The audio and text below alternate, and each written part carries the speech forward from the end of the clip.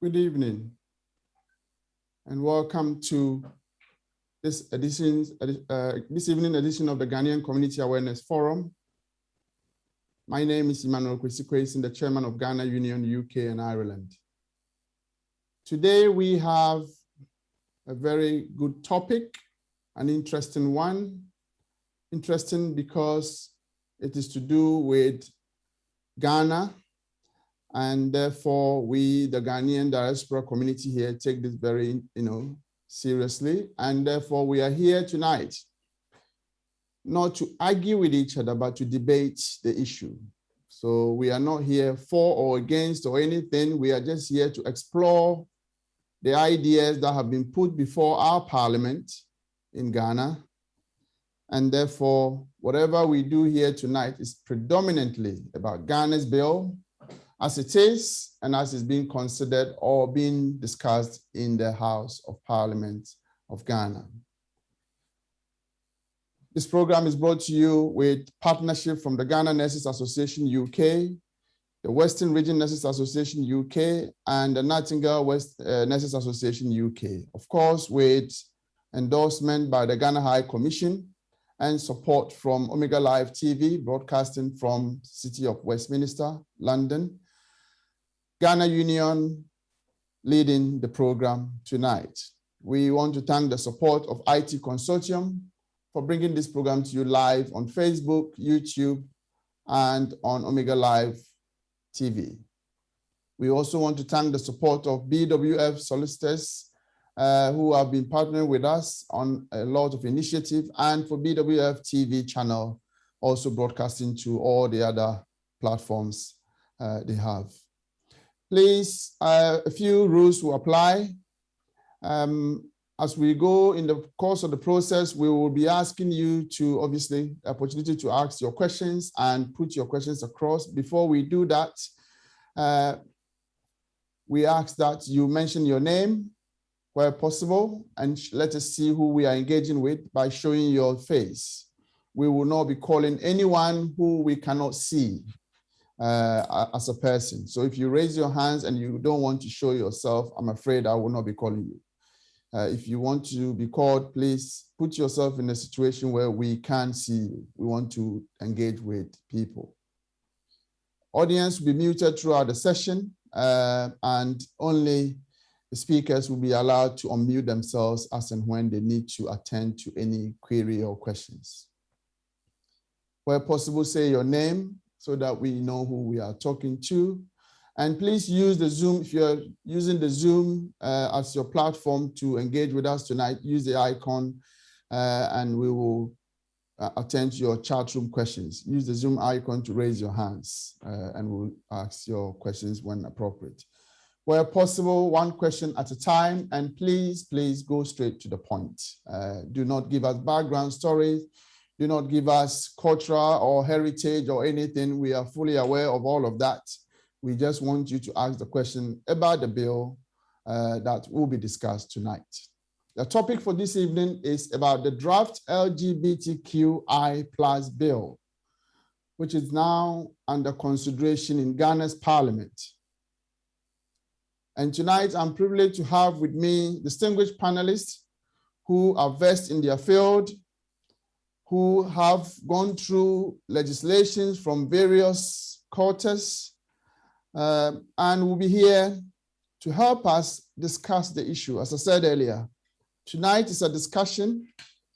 It is not a forum for politicking, and we will not be drawing any government or any party's time or what decision they took or what decision they refused not to take. It's not about party. It's not about people. It's about policy that will affect or that will have repercussions on everyone who claim or who come from Ghana or who has association with Ghana.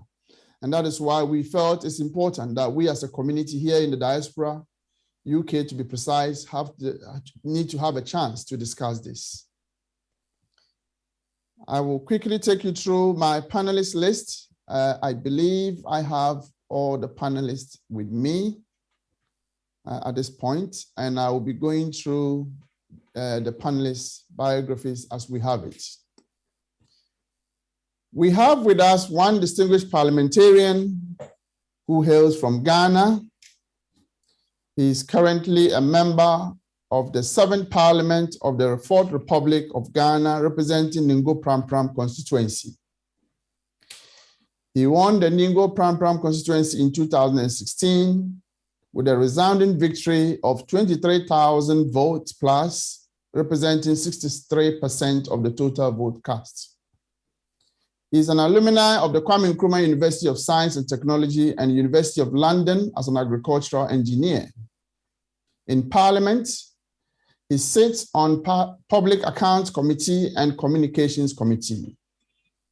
He is arguably credited as one of the key orchestrators of this draft anti-LGBTQI+ bill, which is currently going through Ghana's parliament. A private member's bill which seeks to propose a law that effectively will criminalize homosexuality and many forms of LGBTQI+ support and activism in Ghana. Tonight, ladies and gentlemen and audience, please help me welcome the Honorable Sam Nate George to this forum. Honorable, you are welcome. Thank you for taking time. I did speak to you and you were busy in Parliament and taking time to join us. We are very grateful. You're welcome. Thank you very much. It's a pleasure to join you. We also have with us our second panelist. He's a founder and a chief executive director of BC Alimi Foundation. He is an angelic troublemaker incarnate and an internationally renowned researcher, public speaker, policy analyst, television pundit, campaigner, community builder with expertise in sexual health, human and LGBT rights. In 2004, he was the first Nigerian to openly declare his sexuality on national television, which led to threats to his life and his resulting from leaving Nigeria and moving to United Kingdom, where he was welcomed as a refugee until he was granted British status in December 2014, and has since engaged with the media for social change on the issue of LGBTQ, but mostly in Africa. And Nigeria to be precise. He has appeared on many international television stations, including CNN, BBC, Al Jazeera, CCTV, and all the other outlets in Washington Post and other media platforms. He consults for World Bank on the economic impact of homophobia and serves on the bank's advisory board on sexual orientation and gender identity. In 2014, he was featured on Voices as fellow in the Aspen Institute and subsequently named the 77th World Pride Power List. In 2015, he was listed as one of the 19 most important LGBTQ+ person in the UK. His TED Talks, There Should Never Be Another Ibrahim, was listed as one of the 14 most inspiring queer TED Talks of all time. And his article titled The Development Cost of Homophobia has been translated into over 15 languages. And his most recent article for The Guardian, If You Say Being Gay is Not African, You Don't Know Your History, has been cited in many news articles globally. Please, let's welcome BC Alimi to this platform. BC, you're welcome. Thank you so much. I know you are abroad from UK, and thank you for the time you've taken wherever you are to join us. I'm very grateful. Thank you so much for having me. It's a pleasure to be here, and love to my brothers and sisters and my non-binary brothers and fellows across Ghana. Much love. Thank you. Right, our third panelist. Born and raised in Streatham, she grew up in a working-class family on a council estate on Brixton Hill. A graduate with a Bachelor of Science in Biomedical Science with Ethics and Philosophy of Science from the University of Bradford in 2006, she then completed a Master of Arts in Medical Law, Ethics and at Queen Mary University of London, awarded in 2007, and a graduate diploma in law at BPP Law School, awarded in 2015. Her political career, in the early stages of her political career, she sat as the National Black Student Officer of the National Union of Students, National Coordinator of the Student Assembly Against Racism, the National Convener of the National Union of Student Anti-Racism Fashion Campaign. She became a school governor at St. Gabriel's College in Camberwell. Before becoming an MP, she was a chief of staff to former Labour frontbencher Diana Abbott. Subsequently, she was elected as a Labour Member of Parliament for Streatham in 2019 general election with a majority of 17,690 votes. In her maiden speech in the Commons following her electoral victory, she called for some reparations to former colonial subjects. Interestingly, one of her first news interviews as an MP, she called for decriminalization of homosexuality in Ghana, stating that it is my duty to make sure all people are free and not discriminated against. She is a Christian and a Ghanaian by descent and has served as Immigration Minister in 2020. Let us welcome tonight Bellavia Janet Ribeiro Ade, Labour Member of Parliament for Streatham, London. Thank you, and good evening to you all. Thank you, Belle. I know you've had a hectic week, and I'm also grateful, just as I am with everyone else. Thank you for making time with us. Our next panelist is from the royalty of Ghana, the custodian of our traditions and customs. As the Queen Mother of Jasi English in the Ghana traditional paramountcy in Ghana. She is also the president of the Ghana Adangwe Global Community around the world and the president of the National Council of Ghanaian Unions in the UK. She also sits as the vice chairperson of the Association of Ghanaian Royals in the United Kingdom and president of the Council of Unions around UK as well. Her Royal Highness is a dynamic senior Ghanaian community leader in the UK, a passionate advocate for women empowerment, violence against women, and education for girl, child, and human rights advocates. Please let's welcome Her Royal Highness Na Chuchu Soyo the First. Thank you, Emmanuel. Thank you for joining us. Thank you for making much. time in spite of the schedules ahead of you. Thank you. Thank you, and good evening to my fellow panelists and all viewers. Thank you. Last but not the least, we have with us a man of God. He's a founder and president of the Worldwide Miracle Outreach Ministries. He trained at the Budapest Corvinus University of Economics Science in Hungary and at the London School of Economics in the United Kingdom. As a PhD researcher and fellow in economics and international relations, he had the opportunity to work with many international organizations, but the Lord completely had different plans for him. As the Lord's plans unfolded, the world has seen and witnessed the emergence of one of the most uncompromising, dynamic, renowned healing evangelists of our time. He is a fellow of the Royal Society of Arts, an international evangelist, a teacher of the gospel, and an author of many books, including Count Your Blessings, Dangers of Offense, and Benefits of Anointing. In the past decades, he has ministered extensively in many international conferences and universities across the world, Europe, Africa, Asia, Australia, and the United States. He is a regular speaker of the Full Gospel Businessmen's Fellowship Worldwide and the first charismatic presbyter to be canonized by the Anglican Church of Ghana. Tonight, audience, let's welcome the Reverend Canon Dr. Lawrence Tete. Canon, good evening, and thank you for joining us. I think you have muted yourself, please.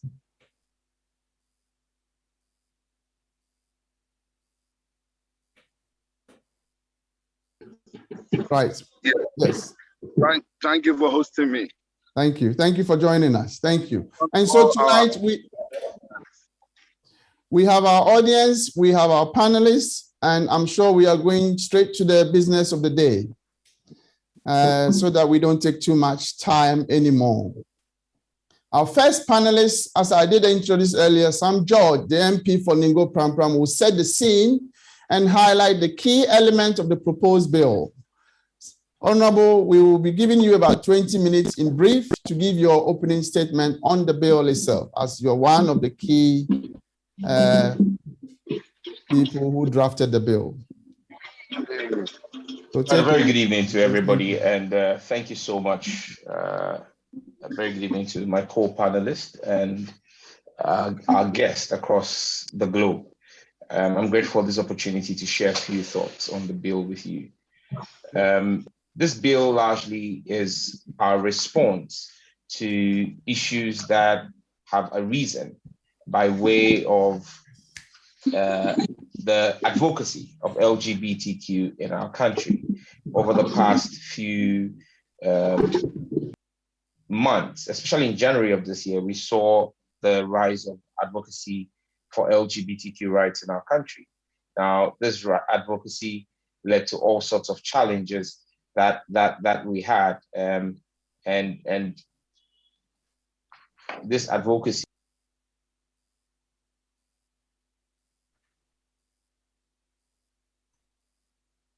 Right. Have we lost Honorable? Oh dear. I think we have lost Honorable, sadly. I think the network, I believe he'll be coming back. But in the meantime, if we take a 1 second break while we wait for the Honorable to return, please. The team, if you can give us a few.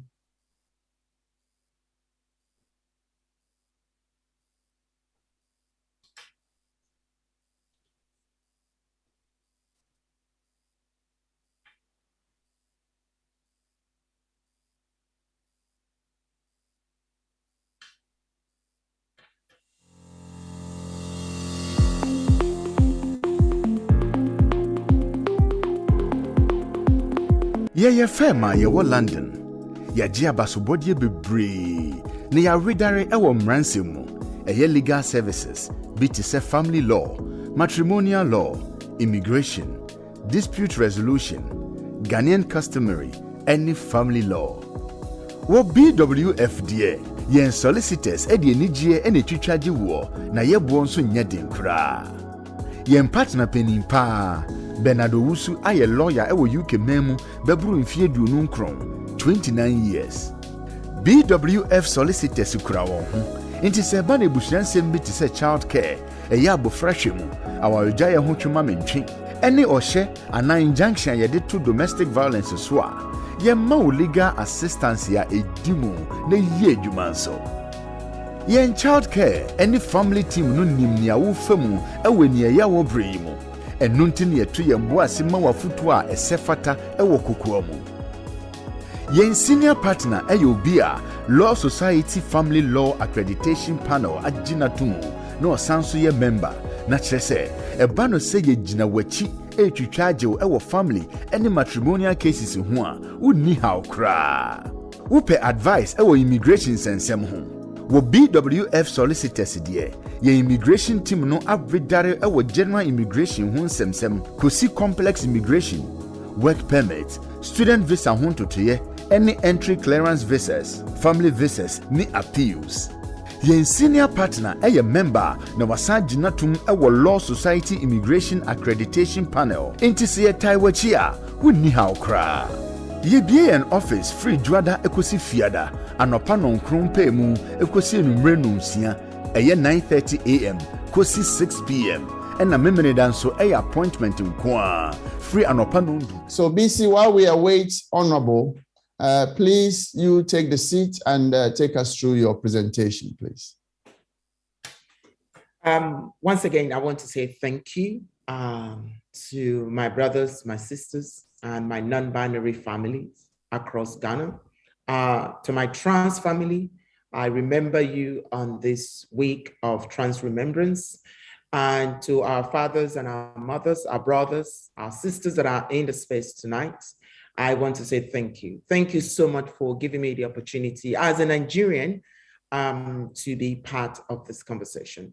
And like you've heard, what I'm going to share with you tonight will be an experience from the position of Nigeria regarding what Ghana is currently going through. I'm going to be sharing a slide with you. I'm going to tell you a little bit about myself and my journey in life. I'm also going to tell you a historical outline of the Nigerian Same-Sex Marriage Prohibition Act, which is in a way very similar to the law that, or to the bill that you currently have in Ghana.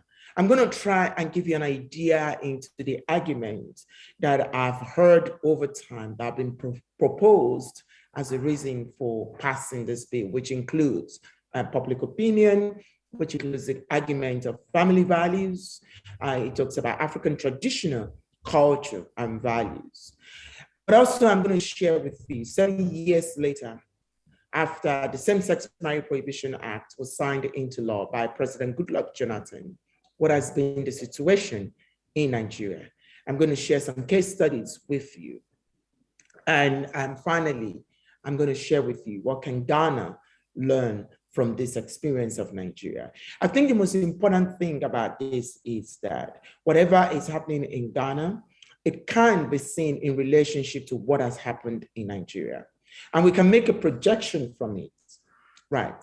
That based on all the analysis that we have, based on all the experiences that we have, that if this bill becomes law in Ghana, we have an antecedent to what has happened in Nigeria as a basis to evaluate it.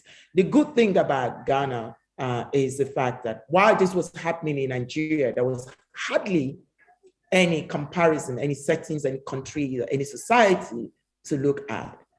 Ghana has this opportunity. And I hope that tonight, you all will take something out. Okay. Now, like the presenter said, I'm not here to emotionally blackmail anyone. I'm here to give you facts. And so before I go on, let me talk about myself. Like your mother heard, my name is Bisi Alimi. And I was born in Lagos, Nigeria, 46 years ago. I spent all my years in Lagos. I was actually born in a place, if you're very familiar with Nigeria, called Mushin.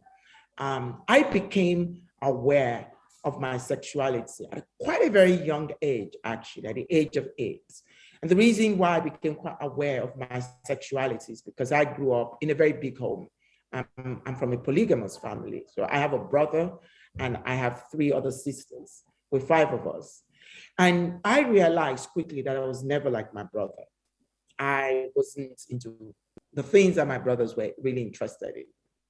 And that for me at a very young age was a sense of awareness of the fact that something about me does not fit into what the society has framed, whatever conditioning that they frame it to be. Also, I need to say this, I grew up in a very religious home. My father is a Muslim and my mother an evangelical Christian. So at a very young age, I have heard the words. I have heard them said in churches, I've heard them said in the mosque, and I've heard them said at home about anything that is not heterosexual and the God's ordinance for all of this. And I'll try and talk about the ordinance of God later on. So I was in the consciousness of this. And this consciousness played a pivotal role in my life. So much so that when I was 17, confused, angry, with no support whatsoever, and no one to look up to, I attempted my first suicide.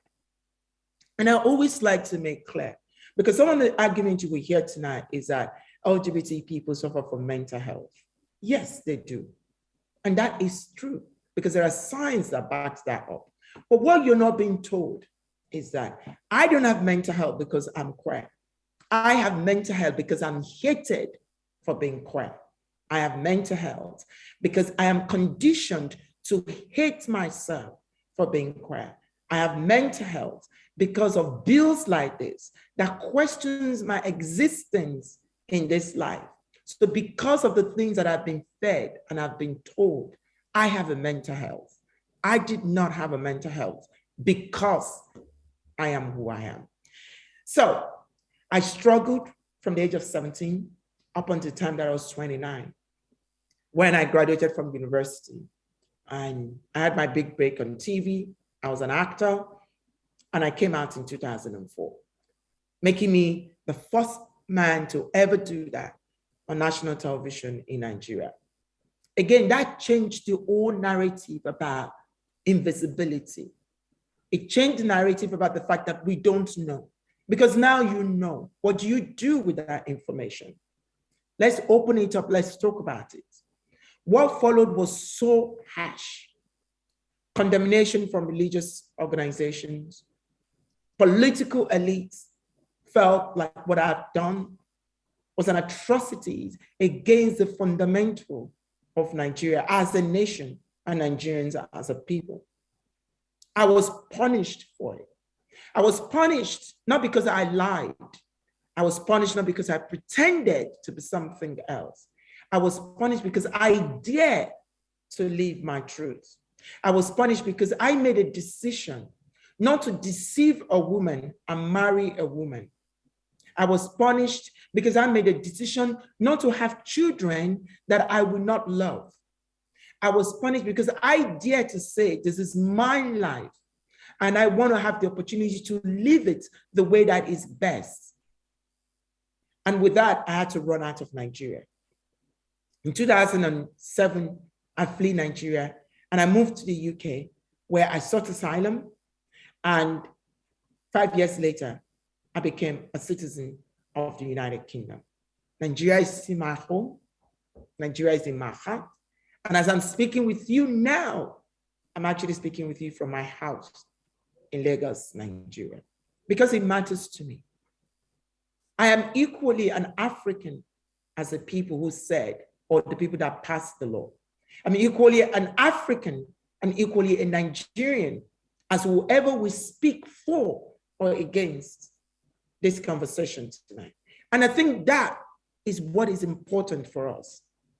Because who decides who is fit enough to be an African, to be a Nigerian, to be a Ghanaian, and who decides who is fit, not fit enough to be? So let me take you through what happened when I came out in 2004. There were a lot of conversation that was going on. Less than 18 months later, because I came out in October, a bill was introduced into the parliament in Nigeria called the Same-Sex Marriage Prohibition Act. In the parliament of 2006, it did not pass. There was a conversation that was going up and down. In 2007, there was a public hearing in Abuja. I remember that day very well. It was February 14th, Valentine's Day, February 14th, 2007. We were in Parliament begging and appealing to Nigerian lawmakers. On the day the world was celebrating love, we were appealing to the National Assembly in Nigeria to give us a sense of dignity. There was never at any time, and again, I know this is similar because I've spoken to people in Ghana. There was never at any time the LGBT community in Nigeria, nor the LGBT community in Ghana, demanded for anything. I listened to the Honorable Member of Parliament, and he's talked about the advocacy of the LGBT people, the advocacy to have access to health, the advocacy to have access to medication, the advocacy so that they stop being molested by the institution of state, the advocacy so that they be protected by the legal mechanisms that are available in the state. There was never, and there will never be a time, and I can say this, maybe not now, that have been a clamoring amongst the LGBT community, either in Nigeria or in Ghana, for marriage, for the dissolution of the family, for redefinition of marriage. There's never been a time that the existence of LGBT people has threatened the idea of a heterosexual union. Never at any time. In 2013, the bill was passed in Parliament and it became the Same-Sex Marriage Prohibition Act. In 2014, this bill was signed into law by the then President Goodluck Jonathan. To give you an idea of some of the reasons that were used for the passage of this bill, there was the idea that there was a clamoring for this by Nigerians based on public opinion. The Nigerians want the criminalization of LGBTQI people. There was the idea by religious institutions that LGBT people challenges the ordinance of God according to a marriage between a man and a woman. There was also the argument that the existence of LGBT people will pose a danger to the construction and the idea of the family unit. These were some of the things that were put forward. So when the law was passed, Nigeria reaffirmed one thing, that marriage should be between a man and a woman. But the law went further and the law said, any organization or groups or individual that support same-sex marriage in Nigeria will be punished. Anyone that gets married, anybody that gets married in a same-sex situation will go to jail for 14 years. Anyone that attains such marriage will go to jail for 10 years. Any religious institution that solemnizes such marriage will be fined and the head of that church will go to jail. Nigerians were not allowed to set up organizations, club, association, or even to fund those organizations or associations. By this time, I am guessing, oh, this sounds familiar. Well, if it sounds familiar to you, it's because we're playing and we're singing from the same hymn book. Because the law that you have in Ghana now, there's nothing new about it. It's a template that has been passed from Russia to Nigeria and to Uganda, and now it has found its place in Ghana. But one fundamental argument that has been used for this is public opinion, and rightly so. Because when Goodluck Jonathan was about to sign the law in 2014, he said there was a huge public support for this bill. Well, let us take a pause and remember that there was never a huge support on a political manifesto on any political party in Nigeria that when you get elected, you must go to parliament and criminalize same-sex relationship. There was never anything like that. And I'm sure at the last election in Ghana, Honorable George did not knock on the doors of his constituencies and say, vote for me, because if you vote for me and I'll go to parliament, I will pass a bill that will criminalize LGBT people. I've listened to a lot of interviews that he has given. His argument has been that there's a huge support amongst Ghanaians for this law. But what else do you expect? Isn't this a very simple game of computer? You garbage in and it garbages out. So when you feed the frenzy, you feed the people to hate a particular group of people. And then you sample the same people you're fed fear to about a certain group of people. And then you sample them to know if they fear those particular group of people. And based on their conclusion of fear, you are trying to pass a law to justify yourself. And I'm sure there must have been a place we've heard something very close to that. Nazi Germany. Because Hitler was very strategic. He had to feed the Germans that the Jews are to be feared. And then he had to find a reason to support the idea that the Germans are afraid of the Jews so that he can do what he had to do to the Jews without feeling guilty about it.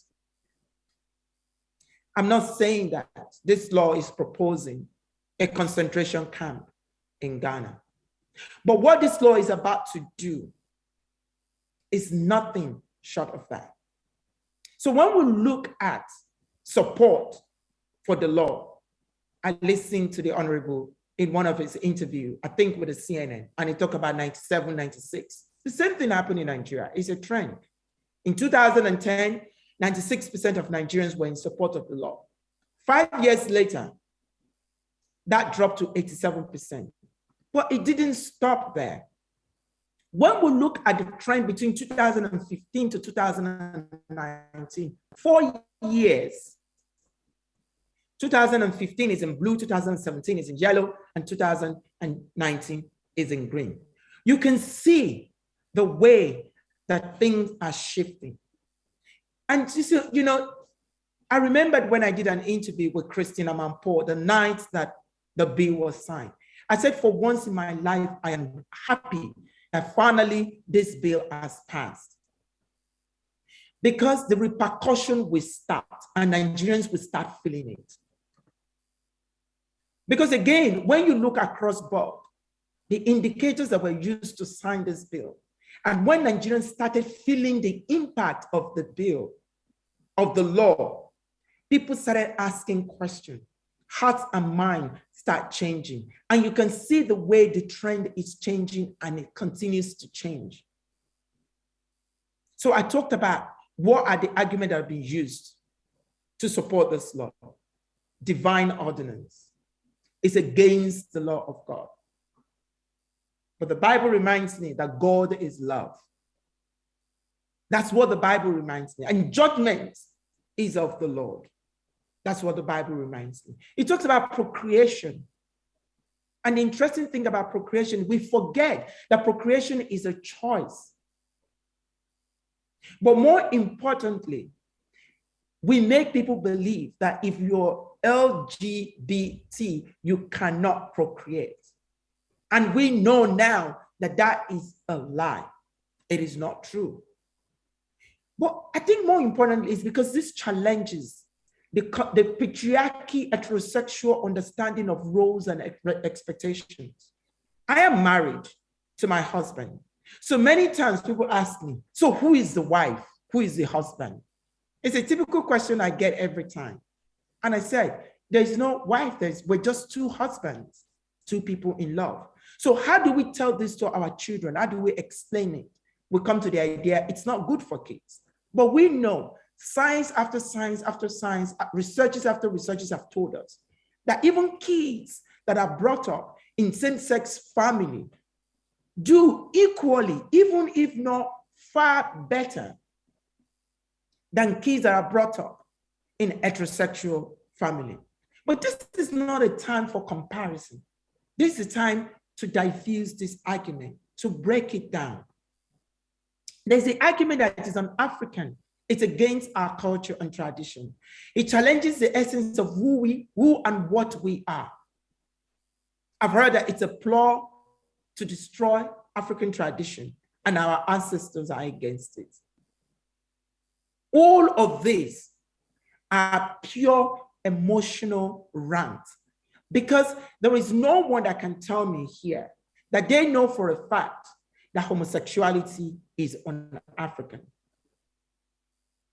There's no one here who can tell me for a fact that it challenges the essence of being an African, because then you will have to tell me being an African is monolithic in of itself. So I'm going to present some arguments, and I'm trying to round up here.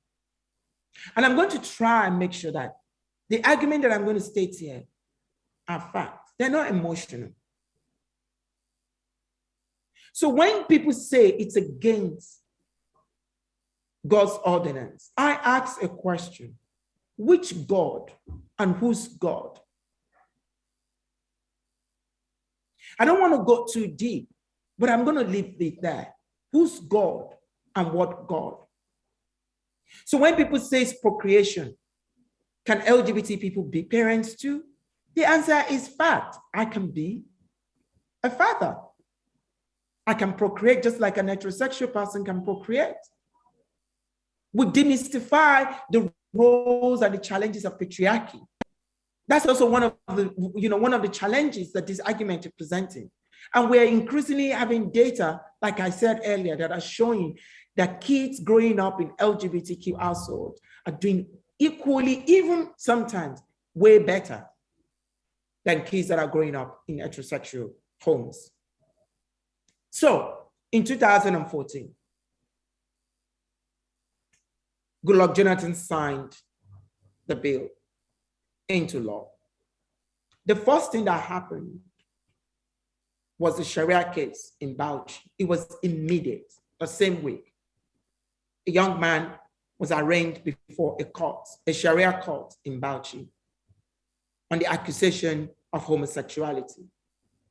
2 weeks after that, a group of young men invaded the homes of 2 people they accused of being gay in Abuja, beat them up, burnt all their properties and set their house ablaze, ran them out of town. In Delta State, a young man was killed. And in Lagos, many of you will remember the case of the 57 men.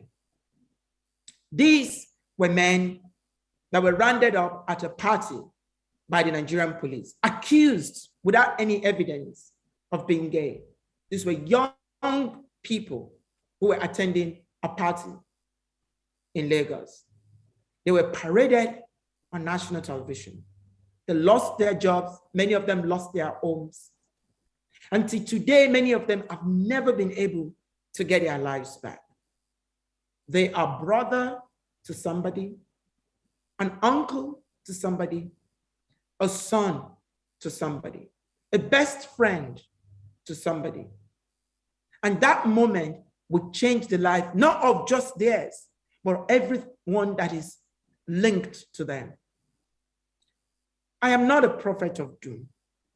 I didn't come here to scare anyone.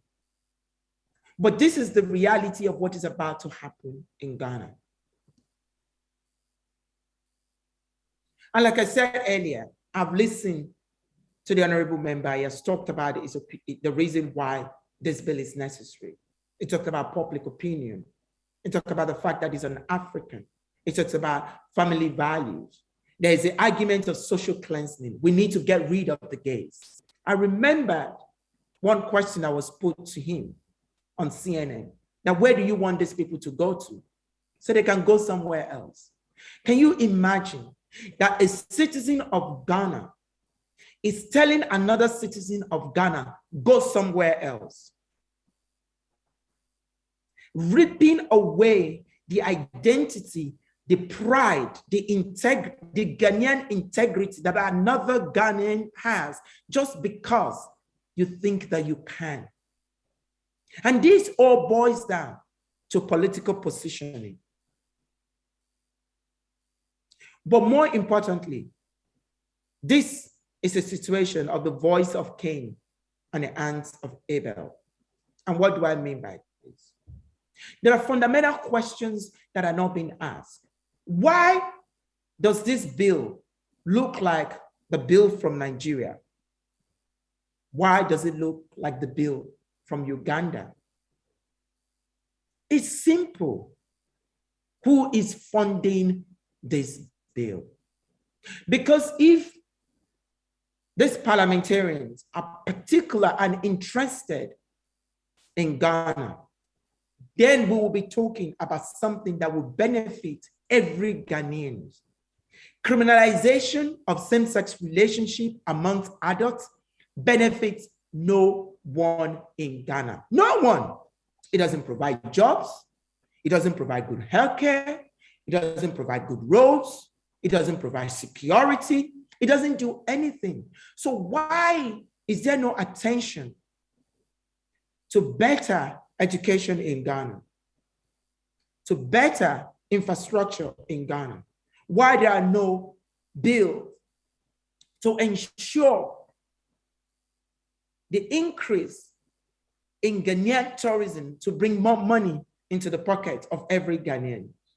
Why then is there a bill to divide Ghanaians, to pitch Ghanaians against Ghanaians? Why is there a bill to deny real Ghanaians the access to the Commonwealth of Ghana? Why is there a bill that is going to deny Ghanaians access to healthcare, access to security, access to good life that every other Ghanaians will enjoy, just simply on the basis of their sexual orientation? Because it happened to me. And I'm just one of so many Nigerians. I am one person that hardly had a chance to see my parents. And there's so many other people like that. There's so many other parents that are looking back and realizing they've been played. My role tonight is to tell you, Ghanaians, please don't get played. So when you leave here, ask question, what really is the essence of the title of this bill? What is a proper human sexual right? What are Ghanaian family values? Do we understand human sexuality enough in Ghana to legislate against it?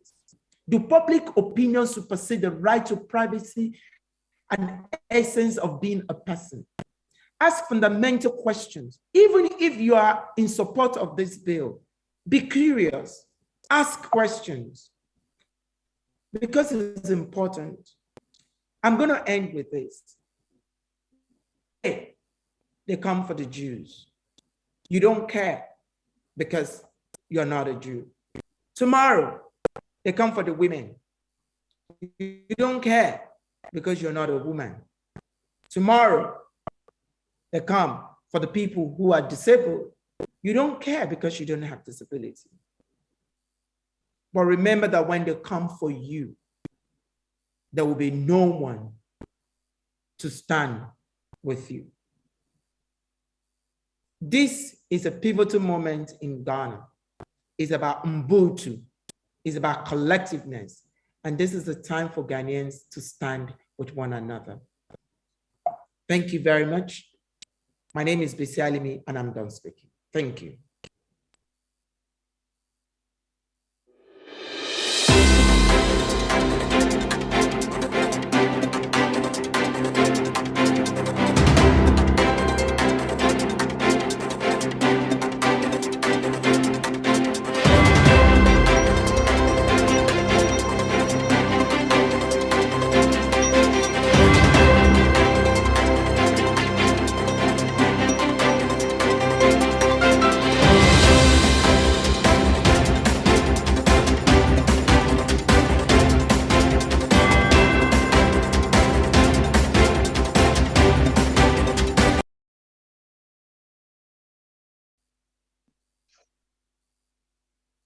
Okay, so am I allowed to speak? Because I can't hear you. Mr. Quayson, it seems you've muted yourself. No.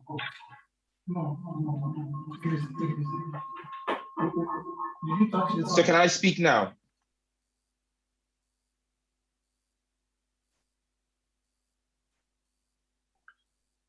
We need BC to unshare your screen, please.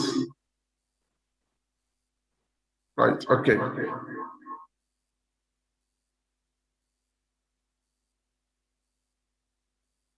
I'm struggling to hear you, Mr. Quayson, but I don't know if I'm allowed to speak. Just give me a thumbs up. Let me see that I can speak.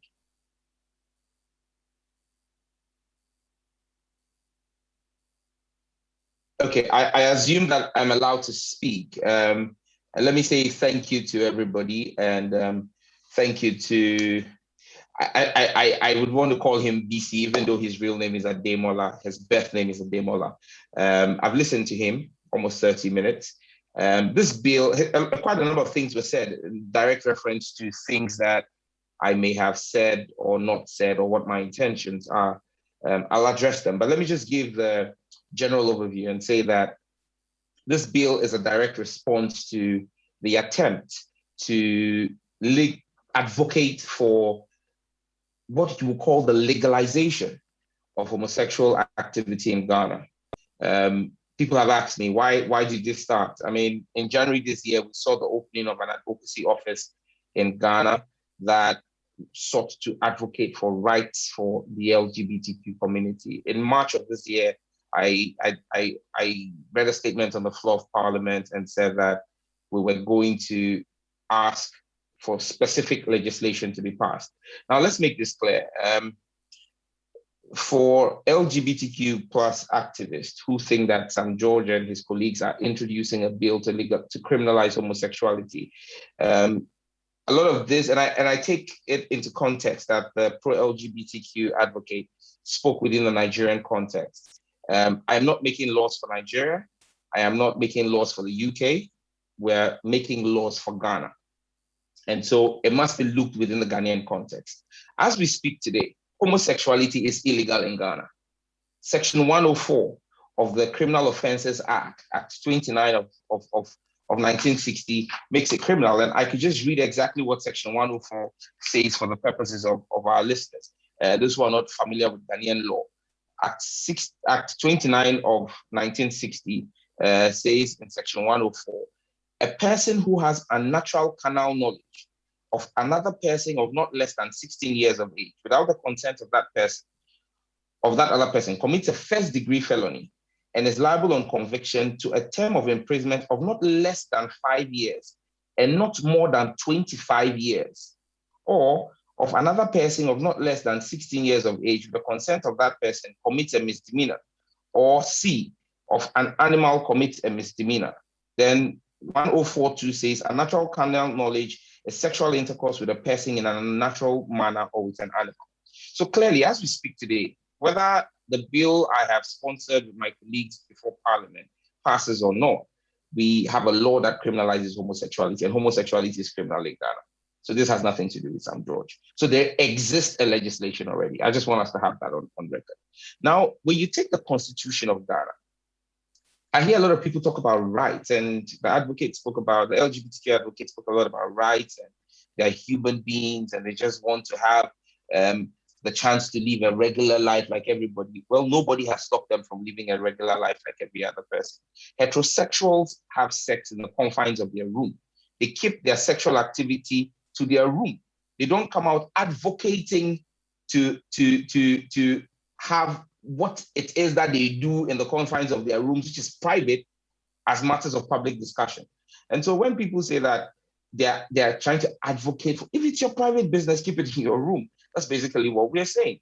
But you see, we need to decide here that Ghana is governed by the 1992 Constitution. The 1992 Constitution in Article 12.2, which is in Chapter 5 of the Constitution, spells out what the fundamental human rights are. In fact, and again, I would read, because a lot of the things I'm saying are not what I want to say. They are what the Constitution and law. I'm a lawmaker. And so everything I do is on the basis of law, not emotions, as has been suggested by the LGBTQ advocate. Article 12 of the 1992 Constitution says protection of fundamental human rights and freedoms. And then it says the freedoms enshrined in this chapter shall be respected and upheld by the executive, legislature, and judiciary, and all other organs of government and its agencies, and where applicable by them, by all natural and legal persons in Ghana, and shall be enforceable by the courts as provided in this Constitution. But the important part is 12.2. Every person in Ghana, now listen, whatever their race, place of origin, political opinion, color, religion, creed, or gender. Gender is not the same as sexual orientation. It says gender. And the Constitution recognizes gender as male and female, binary gender, shall be entitled to fundamental human rights and freedoms of the individual contained in this chapter. However, it doesn't end there. It continues and says, but it is subject to respect for the rights and freedoms of others and for the public interest. So your rights that you enjoy in Ghana, your fundamental human rights in Ghana are not absolute. Article 12 that gives you the fundamental right in 12.1, in 12.2, says that the enjoyment of that fundamental right is only permissible if it does not infringe on the freedoms of others, if it has respect for the right of others, and if it is in the public interest. This is the Constitution. I'm not saying this is the Constitution. And so when people say that, on what basis are you seeking to curtail rights of individuals? Well, there is the public interest in there. Now, if you read Article 17, again, and a lot of people read, those who promote LGBTQ and support LGBTQ, read Article 17 of the Constitution. They read 17.2, where they say a person shall not be discriminated against on the grounds of, again, listen, gender, race, color, ethnic origin, religion, creed, or social or economic status. No reference is made to sexual orientation in there. But you see, what they failed to do is to realize that in the same 17, if you go to 17.4, it says that those rights, nothing in this article shall prevent that, and nothing in this article is referring to Article 17, which has just given you the freedom from discrimination. It says nothing in this article shall prevent Parliament from enacting laws that are reasonably necessary to provide for the impositions on of restrictions on the acquisition of land by persons who are not citizens of Ghana or on the political and economic activities of such persons, and for other matters relating to such persons. So you realize that, again, the rights are given, but there is exemption given. So there are exemptions also even in there. Then you go to Article 39 of the Constitution, and I'm doing this so that the gentleman from Nigeria would appreciate that this is Ghana and our laws are different from Nigeria. I don't know the Nigerian constitution, but I know the Ghanaian constitution. Article 39 is the cultural objectives imposed on the state. Article 39(1) says, subject to clause 2 of this article, the state shall take steps to encourage the integration of appropriate customary values into the fabric of national life through formal and informal education, and the conscious introduction of cultural dimensions to relevant aspects of national planning. If you want me to read the two, because it says subject to clause 2 says, the state shall ensure that appropriate customary and cultural values are adapted and developed as an integral part of the growing needs of the society as a whole, and in particular, that traditional practices which are injurious to the health and well-being of the person are abolished. So clearly, on the basis of Article 39 and all the other provisions of the Constitution, 17 to 17.4, D, 12.1 and 12.2, we are standing on solid legal basis in Ghana to pass legislation that is against public interest and acts that are against public interest and public health. Now, I mean, it's important that we state this, and we cannot run away from it. We've got into the place where there are no kids' gloves here.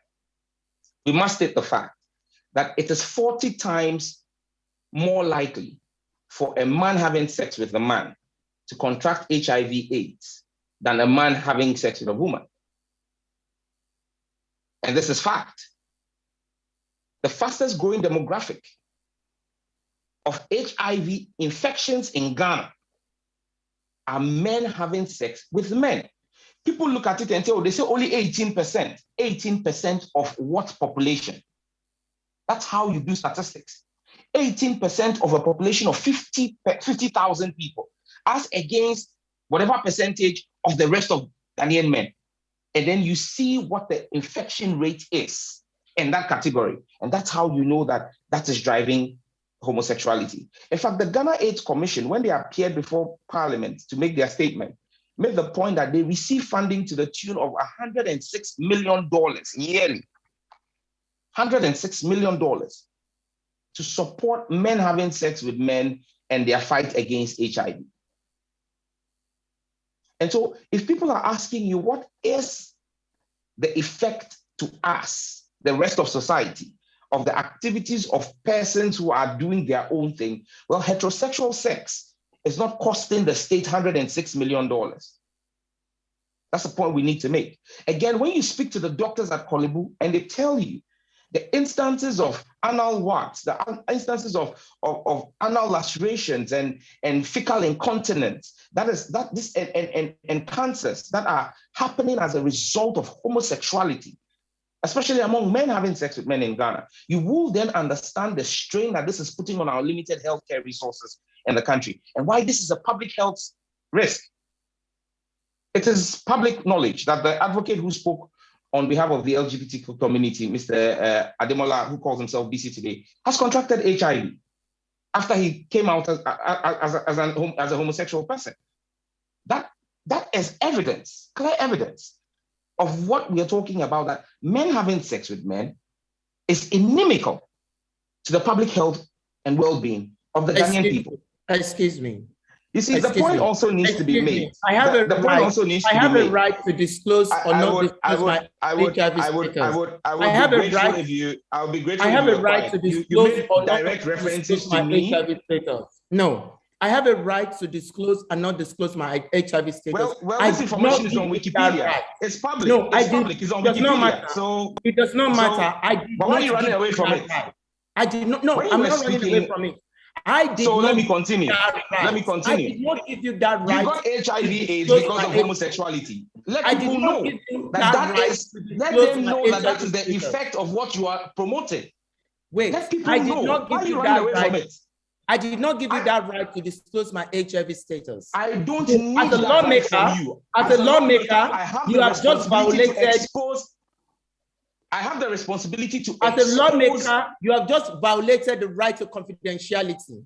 You violated my right to confidentiality. I did not give you permission to disclose my HIV status. Will the host regulate this conversation? Because when he was speaking, he made specific references to me that were false. I wrote them down. I did not make any references to you. You said grateful if you ask if you mute him. I did not give you permission to disclose my HIV status. I rest my case. Are you done speaking? Well, you have not shared any information with me for you to say I've breached confidentiality. So I've breached no confidentiality. Confidentiality is a legal matter. If you don't understand it, get an education on it. But the point must be made that the information that he contracted HIV by way of his homosexual activity is public information on Wikipedia. When you don't have any Google, come on, you go on a personal attack. You are on a personal attack because you lack substance.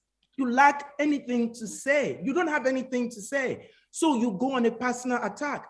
You have 20 minutes to make your case on why you're supporting this law. You can't because you have no substance. So what are you doing? You're personally trying to drag me into the mud with you, but I won't go there.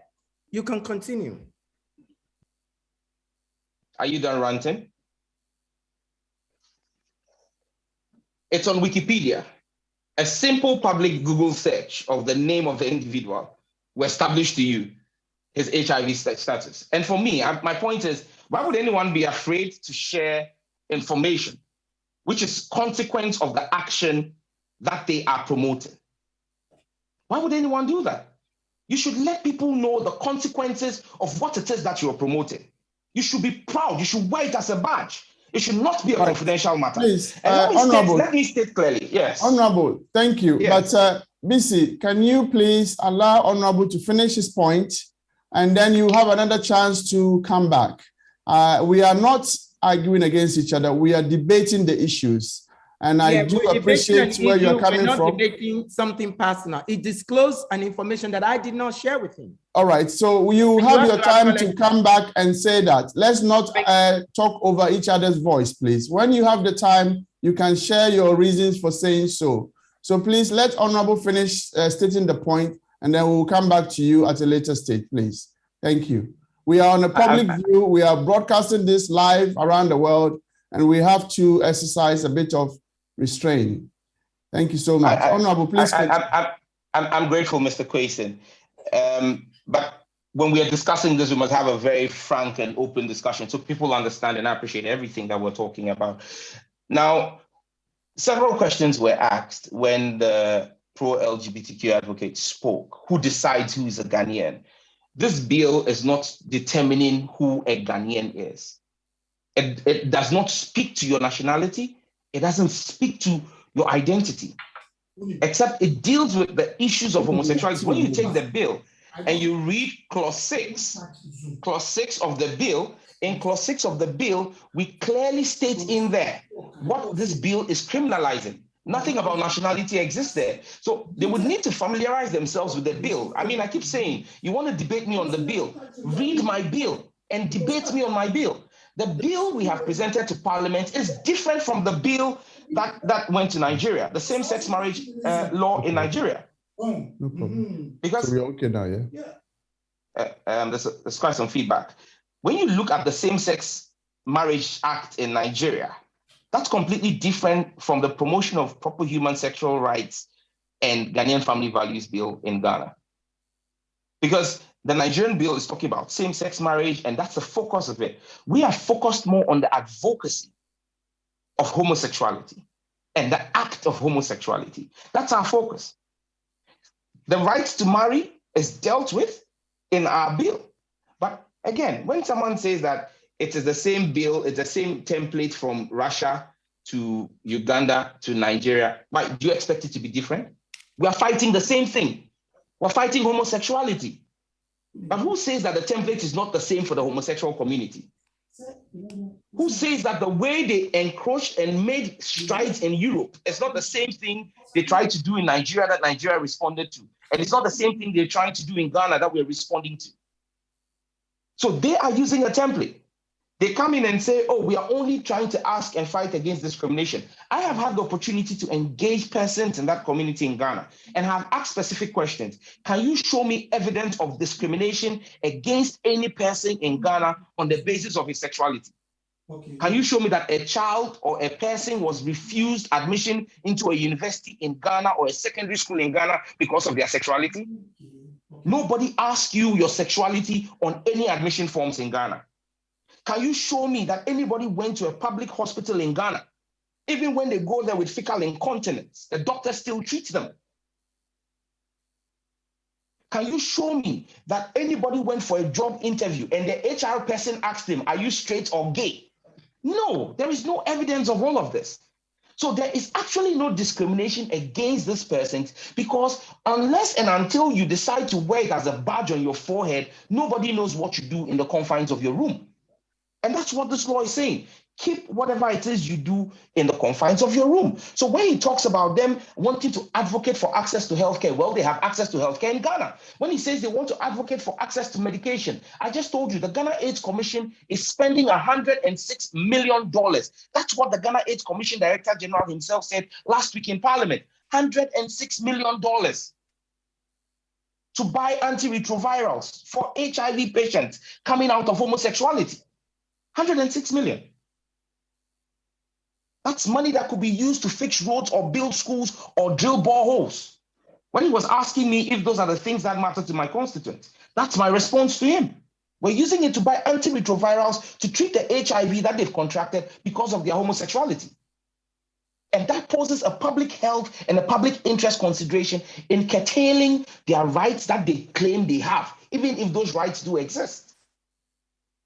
Now, you see, the point is made that, yes, I didn't campaign when I stood in 2020 and in the introduction, you spoke about 2016, where I won with about 23,000, 26,000 votes. In 2020, we won with almost 50,000 votes by God's grace and due to the hard work. But when I campaigned, yes, I didn't campaign on LGBTQ. However, as a member of parliament, I do not wait for 4 years before I take action. That's why I constantly hold community town engagements. And on this bill, when I read the statement in March, I have evidence, I have videos, it was put on social media. I had held 18 town hall meetings, 18 in my constituency. 18 town hall meetings, where I engaged my constituents and said to them, this is a matter that has come before us in Parliament. These are the steps I want to take. What are your opinions as my constituent? You have asked me to go to Parliament. Do you want me to sponsor a bill or do you want me to stop it? They said sponsor a bill. I spoke to the 2 traditional councils that I have in my constituency. They said to me, go ahead, it's against our laws. So when I go to sponsor a bill, I do so not in my capacity as Sam George, but I do so as the Member of Parliament for Ningo Pram Pram on the instructions of my constituents. So that's what my constituents have asked me to do. Pass a bill to criminalize something or strengthen the laws that already criminalize something that is a cancer and is a growing menace in our society. You can describe this bill as being synonymous to Nazi Germany.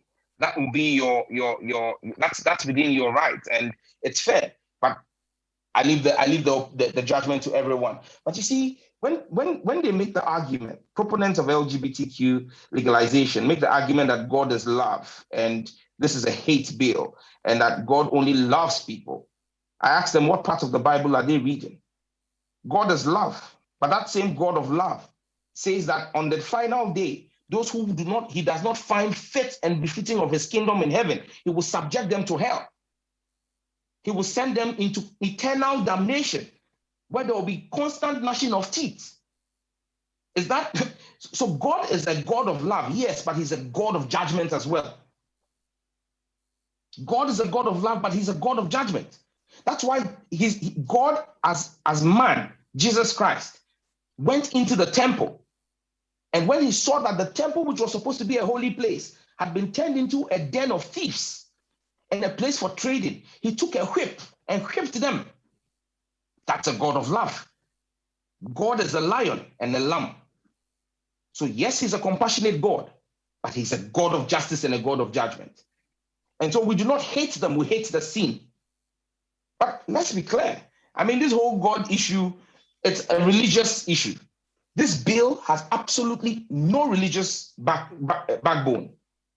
This bill is premised, like I said, on Article 39, which is our cultural mandate. And the Constitution, again, says that the custodian of Ghana's customary laws shall be the National House of Chiefs.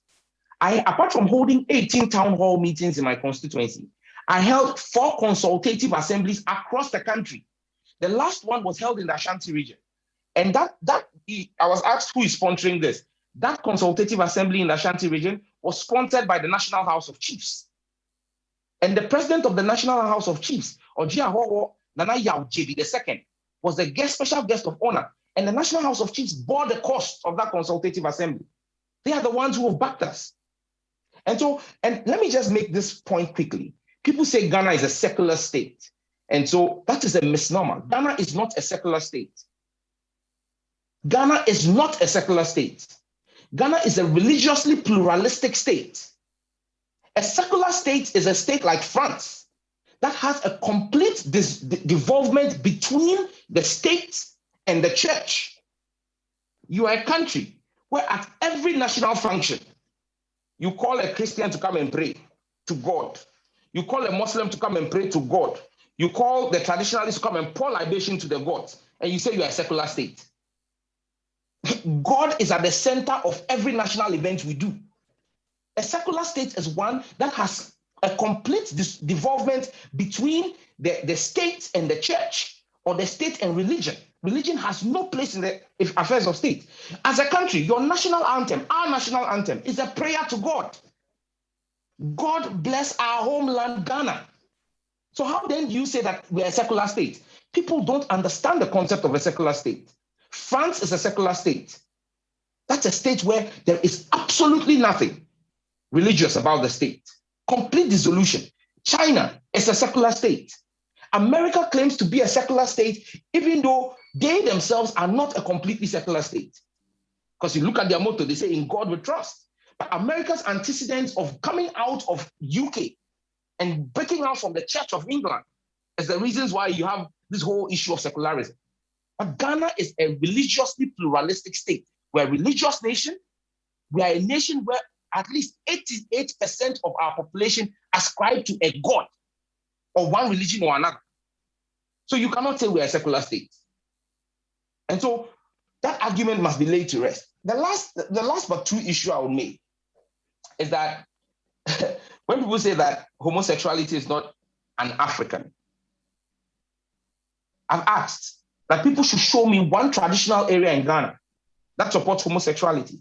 People have pointed to the Nzulezu area, the Nzima community, and the Nzima Traditional Council has responded and said that people should not make comments that are not correct about their traditional council. And a claim is made by Ademola in his submission that I, on my CNN interview, was asked, where should homosexuals in Ghana go? And I said they should go somewhere else. Me, Sam George, please, let's be honest. That question was never asked, and I never gave that answer. He says that we should focus on issues that will bring development, and that why am I not pushing a bill for employment? Look, I would love to push a bill for employment, for youth employment. I would love to push a bill on infrastructure. But like I said, he needs to familiarize himself with the Ghanaian Constitution. Article 108 of the Constitution prohibits any member of parliament from introducing any bill in parliament that has financial considerations. So there is no way you can bring a bill on job creation that has no financial consideration for the state, because job creation comes with wages. The state will have to pay wages. Yeah. When you say we should bring a bill for more hospitals, government will have to spend money. And so Article 108, until and unless we are able to change Article 108 of the Constitution, no member of parliament can bring a bill on any of those subjects. You can only bring bills that do not attract costs. And in fact, even if you listen to Akoto Ampao and his colleagues who have brought in a memo against this bill, they actually cite Article 108 and say that because the police will act in the enforcement of this bill, and the police is going to be paid a salary, this bill should not even be accepted by the speaker because it flouts Article 108. But you see, the reason why that argument is mute is that we are not going to employ new policemen for the purposes of the actualization of this bill. You already have a police service that is paid to fight crime, everything that is criminal. And like I said to you, homosexuality is already criminal as per Section 104 of the Criminal Offences Act. So already the police in Ghana, and that is how come the police in Ghana has had case to arrest persons in who were at a homosexual conference. So already this exists, the laws exist. So that argument is moot. But for those who keep saying, why don't you bring this? You need to just listen to my advocacy. Even on the budget, the recent budget that was read 2 days ago, listen to my advocacy on the issues. And then you will know what my position is on those. I wish I could bring a bill on that, but I can't. But thankfully, I can bring a bill on this and I can do it. And let's be clear. If there's anybody, if Mr. Ademola and his LGBTQ friends know any group that is willing to fund the bill, they should please let me know. I have made it clear. I'm expending personal resources. I would not run away from it because there's public education and public sensitization to be done. If you know any group that is willing to support us, let me know. I will reach out to them and publicly take whatever resources they have and account to the people how we use it for public education. We won't run away from it. But so far, like I said, the funding has come from our personal pockets, from religious organizations who align and agree with the bill, and from the National House of Chiefs. Now, the last point I will make is that why do we want, and that's a question he asked in his last slide, why should public opinion supersede the rights to privacy of others? Well, I've established that for you. If you read the Constitution of Ghana, your rights only accrue to you insofar as they respect the rights of the general public. And insofar as they are not a threat to public safety, public health, and public morality. In fact, our Constitution speaks about public morality. That argument could easily be made. Prostitutes.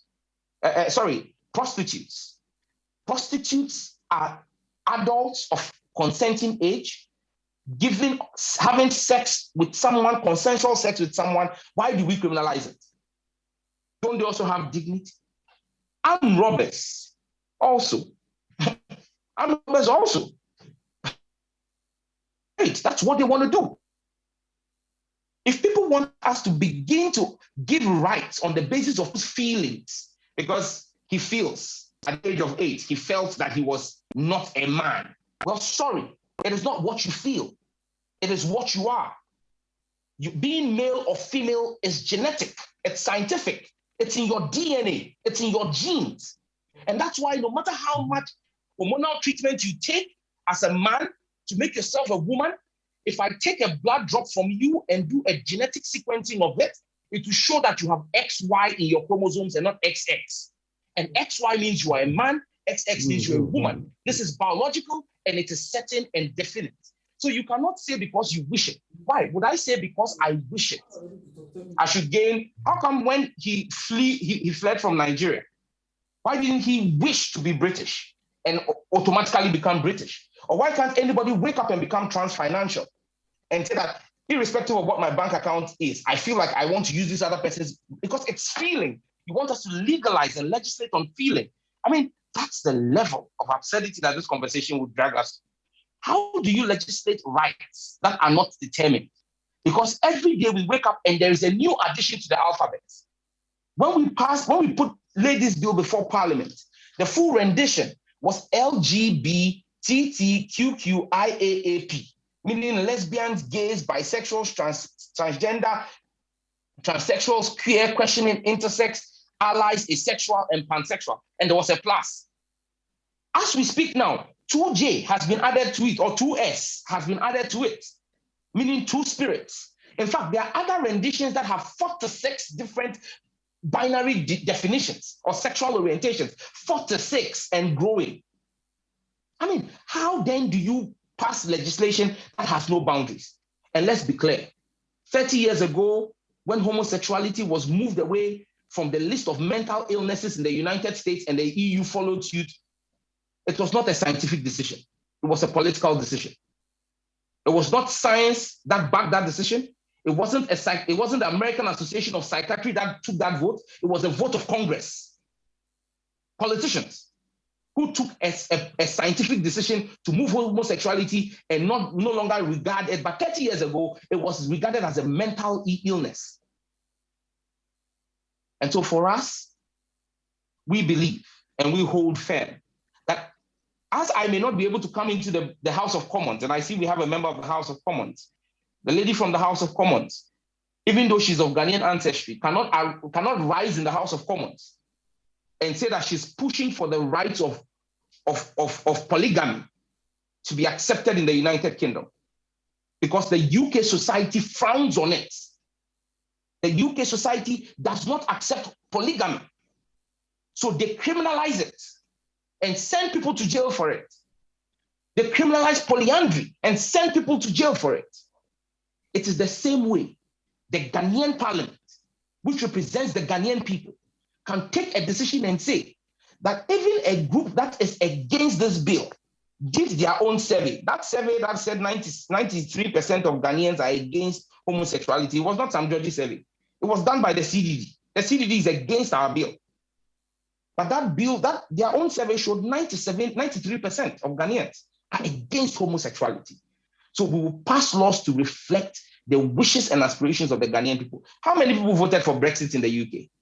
Less than 55%. But the UK had to go with the decision of that slim majority and exit from the European Union at huge cost to the United Kingdom. You saw what happened with your drivers' unions and petrol, diesel shortages and shortages of groceries in your shops as a result of Brexit. But that is the wish of a slim majority. The UK people, the UK government, and the House of Commons respect it. Now we have a decision of 93% of Ghanaians and counting.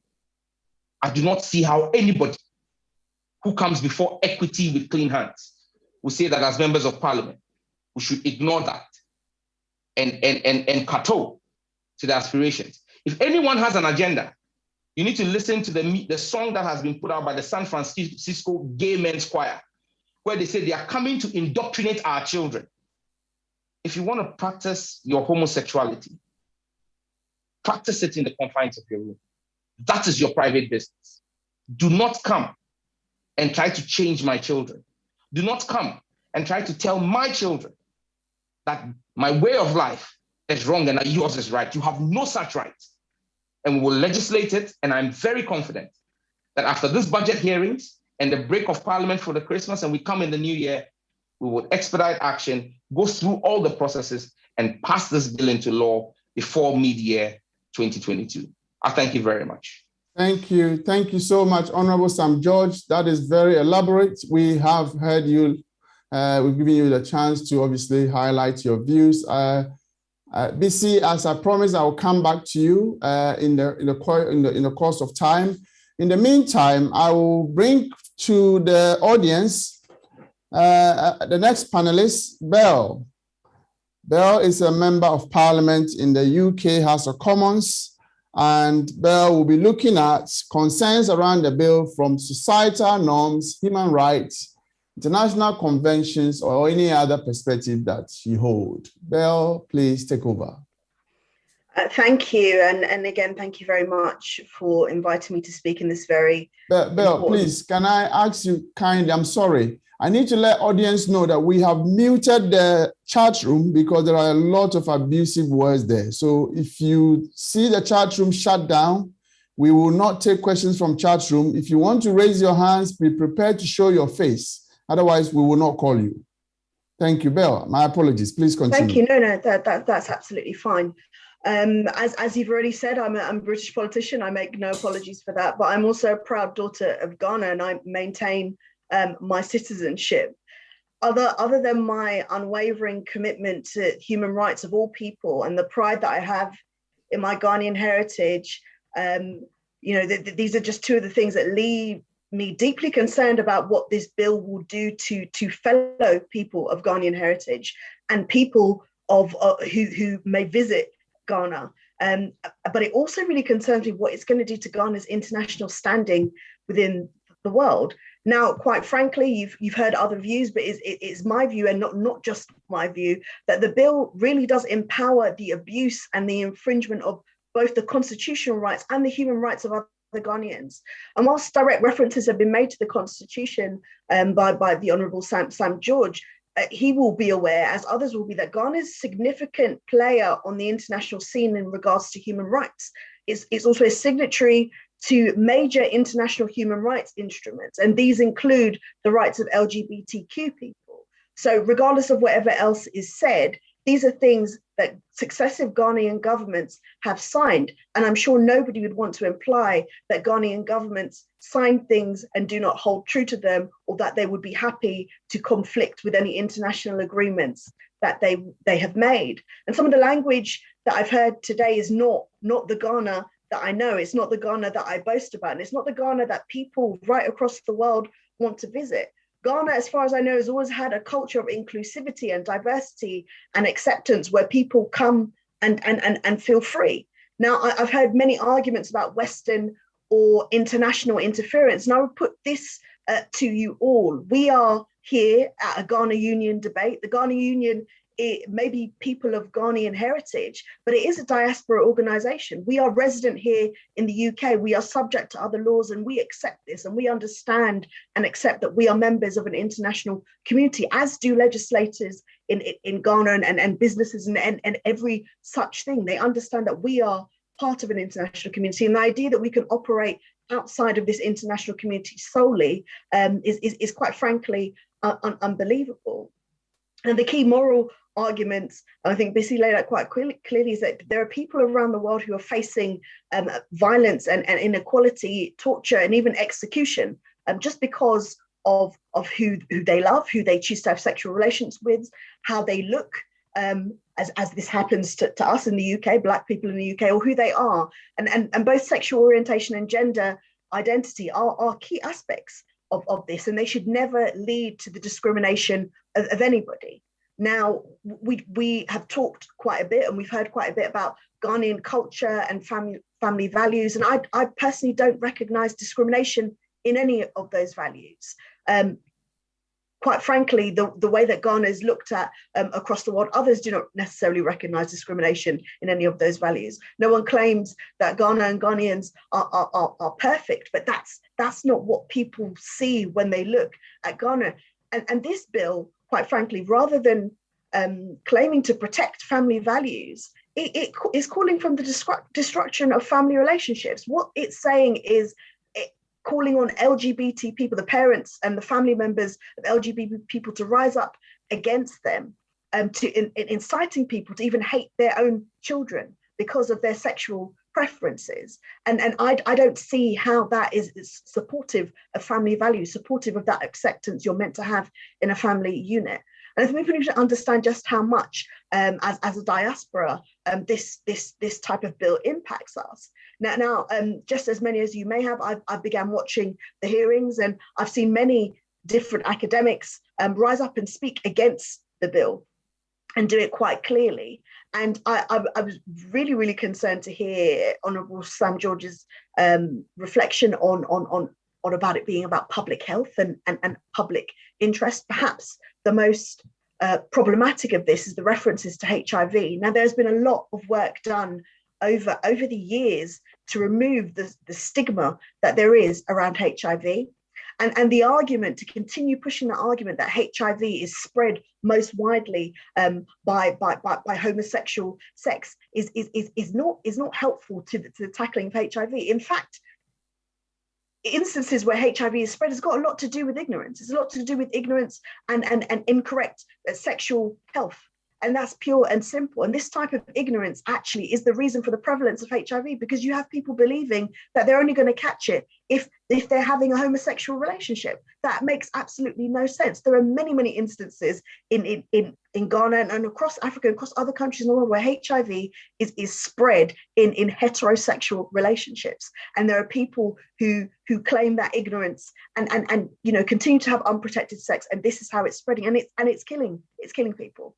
And so that is a lack, I think, as far as I'm concerned, of clear education when it comes to sexual education. And people need to be very, very careful when they throw out these words in order to create stigma amongst people, but also when they use it in a sphere such as this, because it creates issues where people are not well informed and not well educated and continue to spread this particular virus.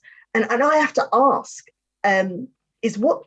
is what people do in the privacy of their own rooms in a consensual manner really the major concerns facing Ghana today? It had been touched on before. There are other issues. There are issues of healthcare. There are issues of education. There are issues of economic standing. There are issues of so many different issues. And I have to ask, whilst people may have their individual preferences and prejudices and why they may not want to see this or may not want to talk about it, in terms of how it impacts Ghanaians, is this really the most important thing? I think about how much legislative time this bill is taken up and it will be taking up over the course of the next few months. And with all of the other issues there are, not just affecting Ghana, many issues post-pandemic affecting so many different countries, is a bill like this really the best use of your legislators' time?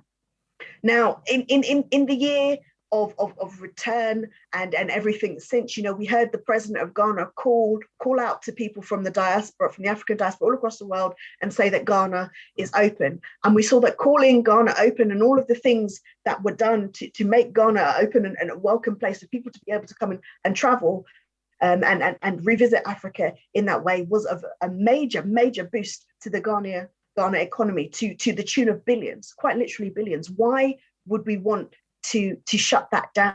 Why would we want to expose Ghana to this kind of international scrutiny that would actually prevent people from coming into the country? Now, I don't understand why the state would want to regulate issues of sex between consenting adults. And I'm thinking about it, the way the law is passed, it's not just impacting Ghanaians, as I said, it's impacting people that visit the country. It's impacting people that visit the country. Again, they're not coming to do anything to anybody, quite realistically. The state is there to protect children, to protect people who are weak, to protect people who are vulnerable. So if there was an issue where it wasn't consensual, absolutely, I think the state should take action. But when it is, what interest does the state have in doing this? And how does this benefit Ghanaians overall? I simply cannot see the benefits, but I can see a lot of the negatives, and I'll go through some of them now, particularly financially. And I can tell you that this bill in itself has repercussions on the interim trade agreement that you have with the UK following Brexit. We won't be the only country that does this in terms of, or has these kind of clauses within our trade agreements. And that's something that I do not believe that Ghana can afford. But whilst I mentioned Brexit, I would say that the poll that has been taken and that has decided to drive these figures that you've put out about what Ghanaians think about the issue is not too far off what happened with Brexit. The Brexit vote was a referendum vote. We don't actually run the country by referendum. If the government had wanted to reject the referendum, they would have done so, but they didn't, because they thought it was a popular position. And as you see, and as you quite rightfully mentioned, this so-called popular position has not done well for our country. Now, as Ghana is recovering from the economic damage caused by the pandemic, like everybody is all across the world, this type of legislation is really going to put unnecessary pressure on finances, the stability of the exchange rate and the growth of development, as well as threats to broader market access. And I know it could quite easily lower the amount of people that are willing to participate in the finance of Ghana and invest in Ghana. Fewer multinationals choosing to invest in Ghana. Is that something that we would be willing to risk simply because the law conflicts with their corporate or corporate culture or anything such as that?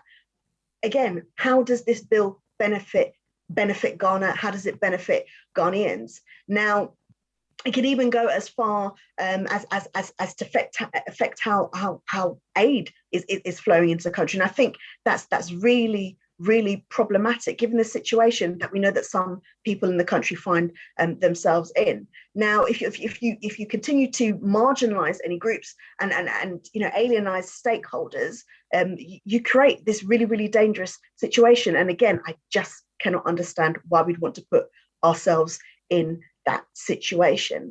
But people seem so willing to do it. I even heard something which, quite frankly, really embarrassed me.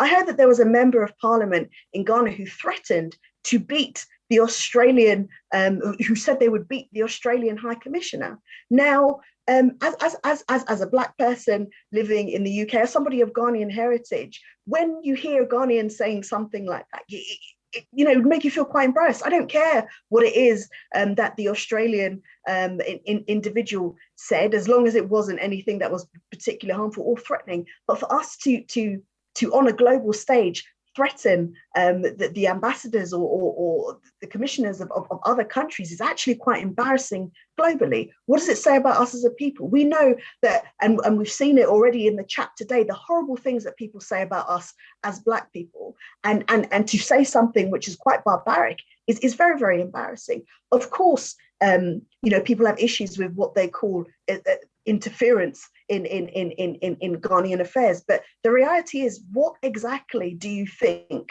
that the high commissions and the ambassadors are in Ghana for?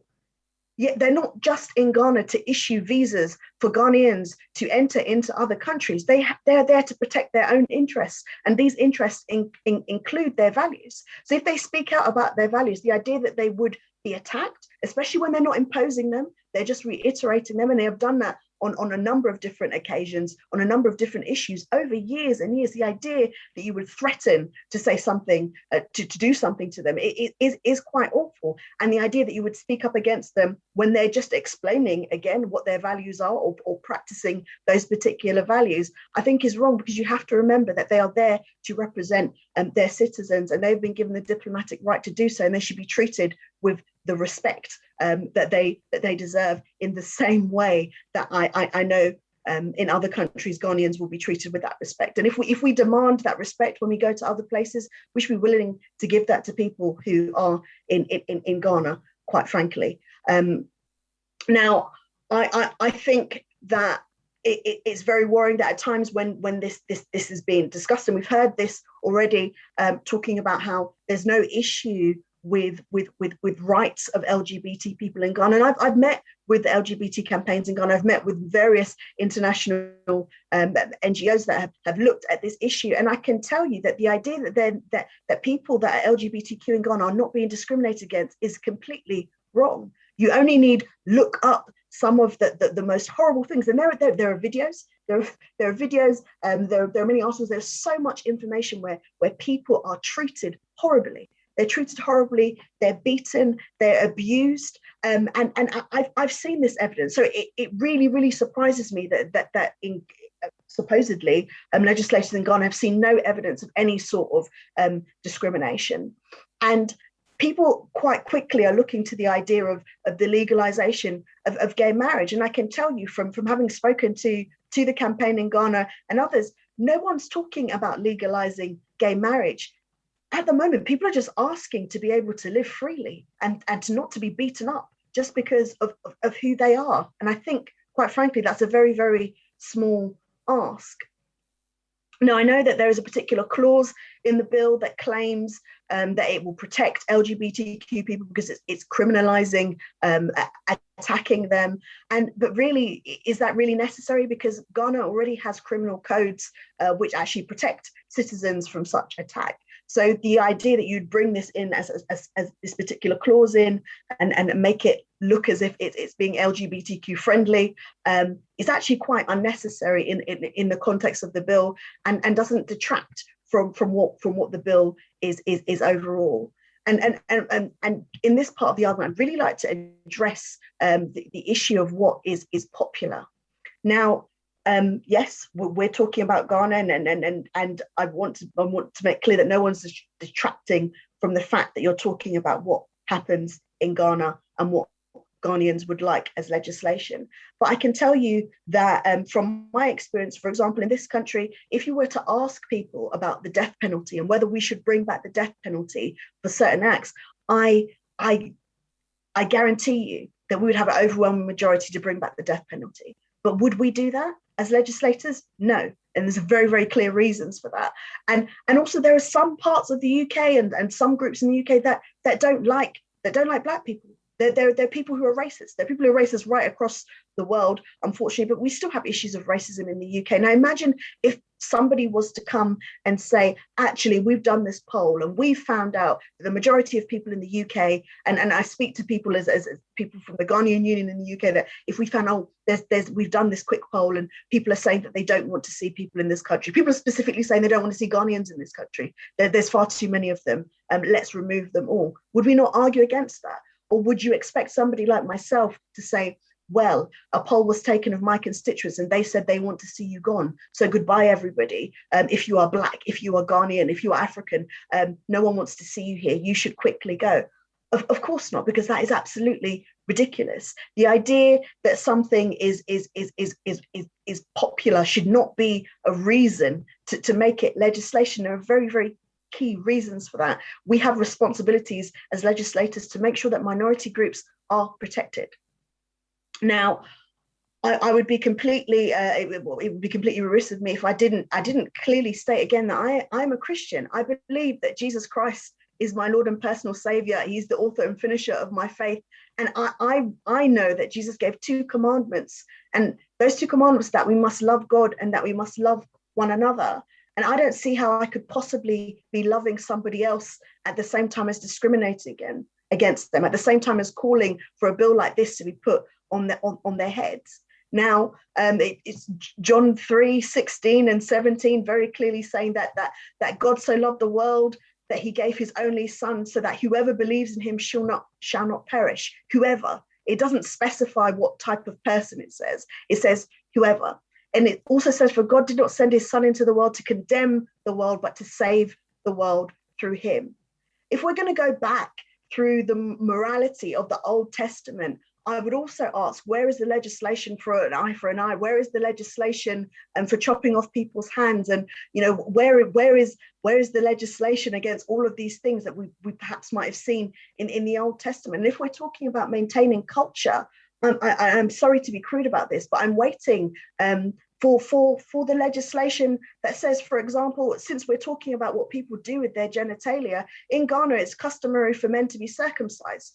When we have our, when COVID is over and all of those booths are eventually taken, are we going to have legislation now that asks when men come into the country, if they're coming to live amongst us, for them to be circumcised at the border? No, because it's absolutely ridiculous. And where to, if we're talking about morality, is there going to be the legislation that stops men cheating on their wives or wives cheating on their husbands? Because that is also against morality, isn't it? To have extramarital relationships, but we don't see this legislation anywhere. So I question again, what is the benefit to Ghanaians of interfering in what people do personally? There is no public health interest, because what's being said about HIV, etc., as far as I'm concerned, a lot of it is based on issues of a lack of sexual education, and the public interest. How does it benefit the public if such a bill will weaken Ghana's economy, will weaken Ghana's standing within the international community, and will ultimately create a situation where Ghana becomes a pariah from being much beloved in Africa, much beloved amongst the world? Now, I would say if you have issues with people being LGBTQ, you have issues with homosexuality, then there's only one thing that you need to do, is that if you're a man, do not have sex with a man. And if you're a woman, do not have sex with a woman, and leave everybody else to do what it is that they want to do. As long as somebody is not harming you, these issues make no sense. And in terms of the judgment that people want to place upon them, again, I say that as a Christian, Jesus, as far as I'm concerned, is a compassionate Lord. And I, like everybody else on this call, is a sinner.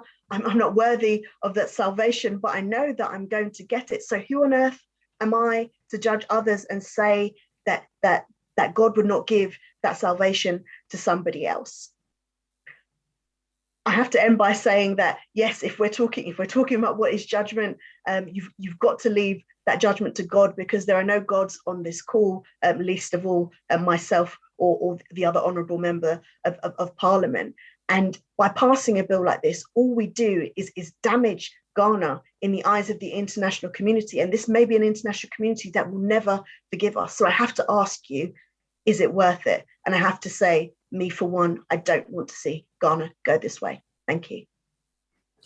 Thank you so very much, Honorable Bell. Thank you. You've clearly highlighted your views, your opinions, your concerns, your aspirations for Ghana as a Ghanaian, and I'm sure others too will come and join in many ways, either for or whatever.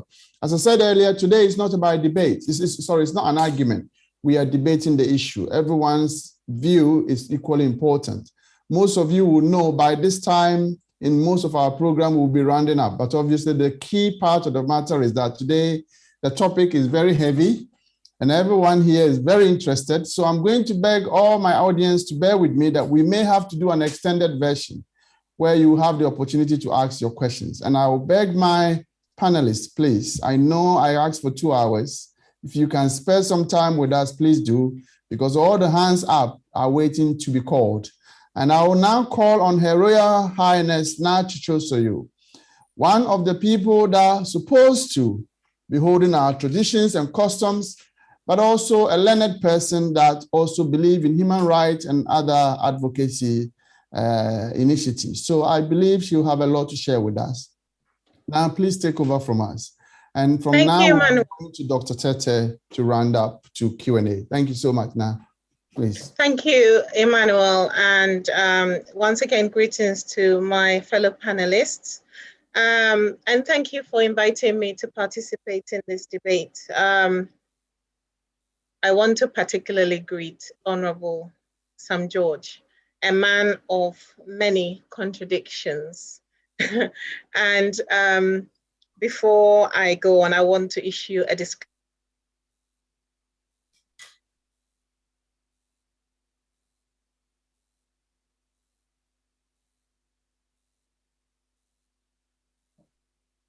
What's up? Right.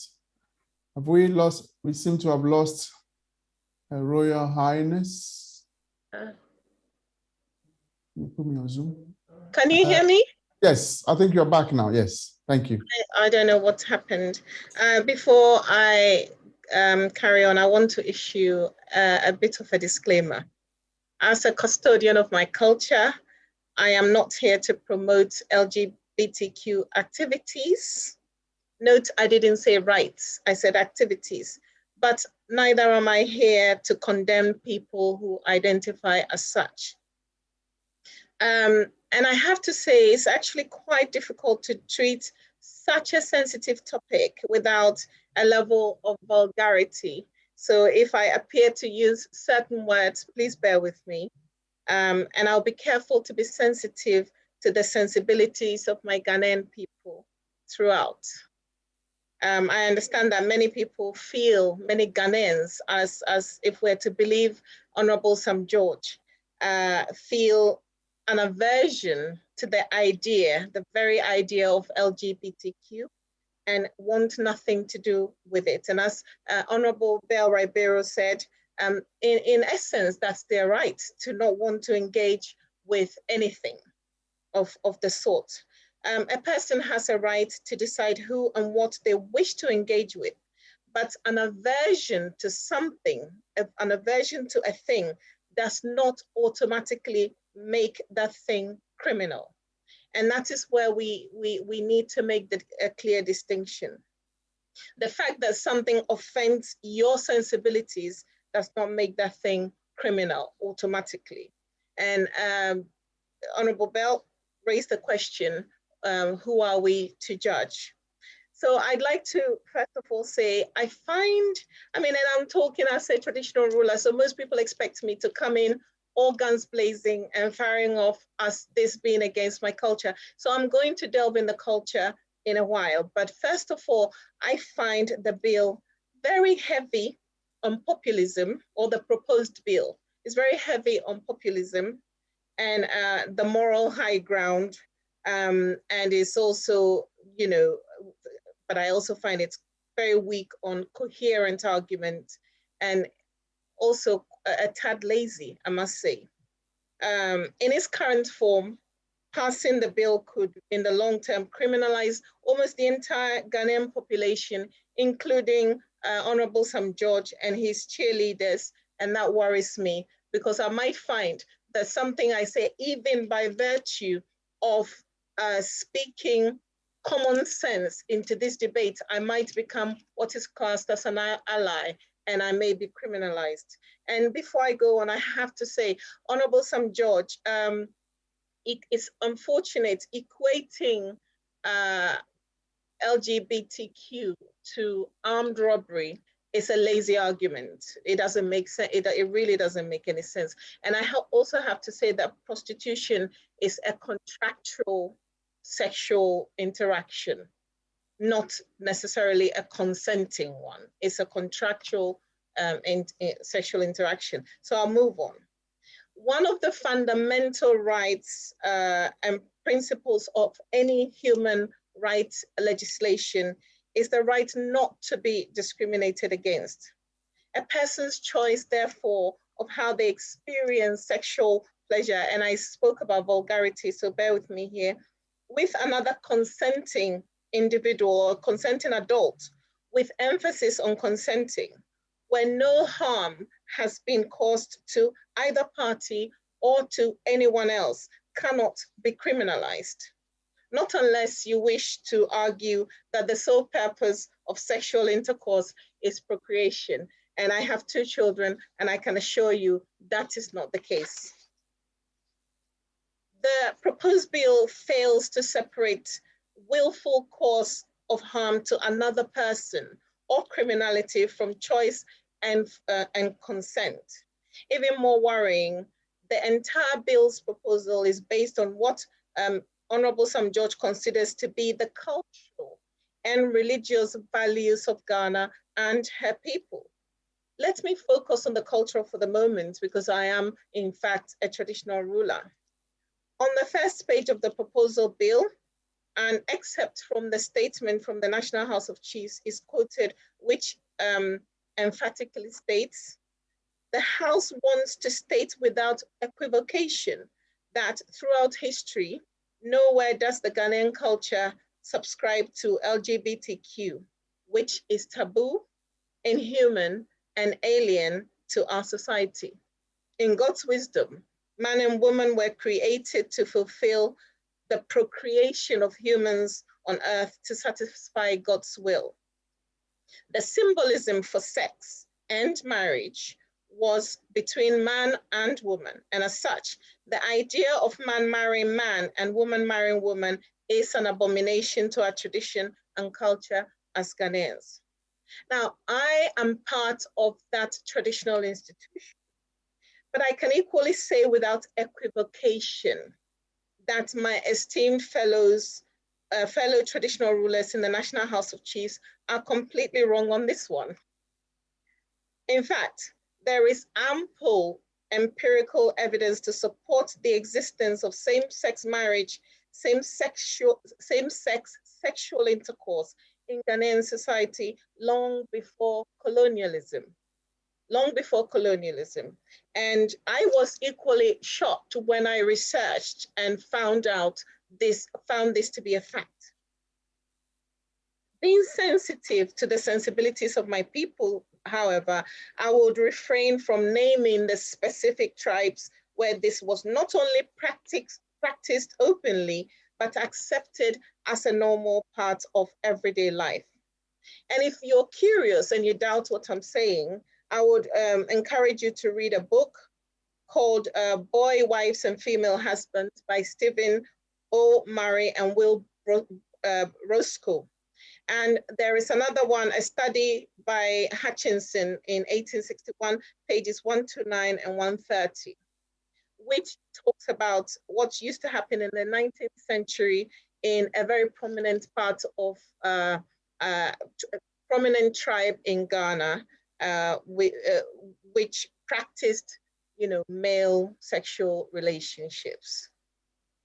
Religion will also use the Bible and Quran as primary sources for their call to criminalize what religion considers actions against the religious morality of the people and the imposition of what they term an alien culture on Ghanaians. So having dispelled the cultural myth surrounding this debate by pointing you to the empirical evidence, I would like to point out that by that very definition, Christianity and Islam are both alien cultures. But here we are, we have, as a people, embraced them wholeheartedly. And we're now using that alien culture to propose the expansion of a law, which is the 1960s Act. Don't forget that act was passed by the colonialists, the British who were with us at the time. We're using an alien culture passed by what we would consider aliens to argue or expand a law to criminalize what we consider to be an alien culture. Now, tell me how that doesn't sound absurd within the context of this debate. So, and also pardon me for being a little confused. If I remember correctly, and I think it has been mentioned, people like Hitler used religion and, I suppose, offense to moral sensibilities as a basis to murder 17 million human beings. And those human beings included Black people, pygmies, as I suppose they were called, and homosexuals. So much as Mr. Sam George will try and trivialize that, 17 million people died because someone thought they were doing God's work. Someone thought 17 million people got murdered. So you commit murder in the name of God and claim you're doing God's work. It doesn't make any sense to me. And we have embraced many so-called alien cultures, including Christianity. And when you go to our courts, you see our judges in those ridiculous looking wigs. And then most of us in the hot sunshine in Ghana put on a three-piece suit to go to work so we look gentlemanly or ladylike. And so when we talk about alien culture being imported into Ghanaian culture, we have to be very careful, because where do we draw the line? And if any of us on this panel, while we're talking about religion, if any of us on this panel can confidently claim that we are without sin, then I propose that person should cast the first stone. Now, coming to the legislation, Section 104 of the Criminal Offences Act of 1960, which Honorable Sam George spoke at length about, is also a colonial law, as I said before, because the British actually passed that law in response to what they found in Africa when they arrived, interestingly enough. And if you doubt me, do your research. And this law defines unnatural carnal knowledge as sexual intercourse with a person in an unnatural manner or with an animal. So apart from homosexuality and lesbianism, how else may we define unnatural carnal knowledge? If you're a heterosexual couple and I'm asking this of Honorable Sam George, if you're a heterosexual couple, for instance, and with all due respect to the sensibilities of everybody watching and listening, you both, the couple, enjoy carnal knowledge, anal sex, I'm sorry to say, would you be considered criminals? Because of course, by his definition, that is unnatural carnal knowledge. Or is it the case that by virtue of being heterosexual, it is no longer unnatural carnal knowledge? What about adventurous couples who may want to invite a third individual into their sexual experience, bearing in mind that their right to enjoy sexual experiences how they want within the confines of their home is their right? If they choose to invite a third individual, knowing that in a three-way interaction, two of the persons within that interaction would have to be necessarily of the same sex, would that heterosexual couple become criminals as a result for promoting, for engaging in, and for being an ally? And then what about unmarried ladies who may not want to engage with humans, but decide that, these days we live in an age where if you are aware as I am, there may be some toys that individuals may choose to use. Would we criminalize that individual for using the toy because for their sexual pleasure, because it's a natural carnal knowledge? And these are the arguments that we need to look at very carefully when we begin to expand criminality. Honorable Sam George has said that homosexuality is already a criminal offense. Yes, it is, by virtue of the 1960s Act. But like I said, this was brought in by the British in response to what they thought they found on the continent when they arrived. And I believe that the law must change, but not in the way that Honorable Sam George is proposing. I, as a traditional ruler, has to look at humanity in its human form. And I have to ask my conscience, am I to say, by virtue of what the masses are shouting, by virtue of the frenzy that has been whipped up, and the calls for criminalization of a person, I must also, to be popular, jump on that bandwagon and want people to be criminalized and made criminals simply because they choose a way to the way they want to enjoy sexual pleasure.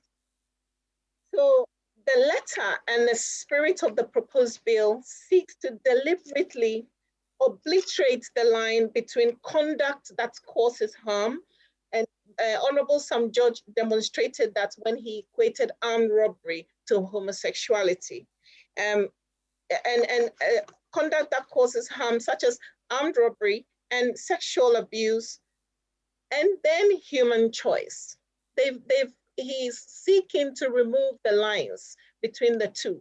So as far as Honorable Sam George and his supporters are concerned, if you're homosexual, you're automatically someone who will cause harm to another person. And he's smart enough to know that that's not true. The bill deliberately equates choice with abuse and criminal behavior. And I propose that a heterosexual is equally as capable of sexually molesting children or even adults as a person identifying as LGBTQ. If a gay person or an LGBTQ person goes to molest a child, that person has caused harm to another person, and their actions are subject to the law. They have caused harm. But the fact of being gay or LGBTQ does not automatically make them a criminal or someone who would cause harm to somebody. We have plenty of evidence in Ghana where heterosexuals are abusing little kids. We only have to look in our classrooms. I can give you personal examples of little kids that have been molested by heterosexual adults who are men. And so when you begin to equate a person's choice to what is tantamount to criminal behavior and abuse of another person and harm to another person, your argument lacks merit and intelligence. And the protection of children must be against bad actions and not a person's consenting choice. And by prohibiting anyone who identifies as such from being allowed to even adopt children under the guise of protecting children within section 17 and 18 of the proposed bill, you automatically assume that the child may be harmed if adopted by same-sex couples. And for me, that's unfortunate. If this bill was about defending society against bad people who harm or abuse children or adults, I will be the first person in line signing on the dotted line for it, because I have a responsibility. And as the chairman said, I am a strong advocate for women's rights and for children's rights. So I will be the first person supporting the bill wholeheartedly.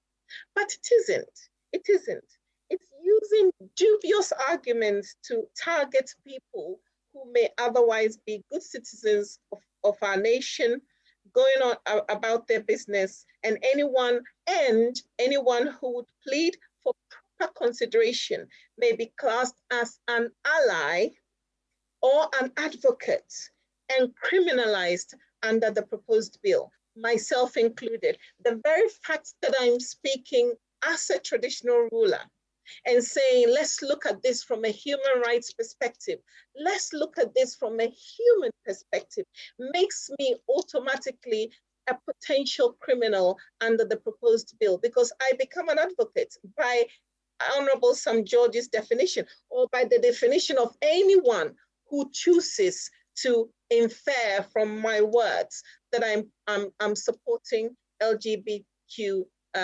rights. And so we need to be careful.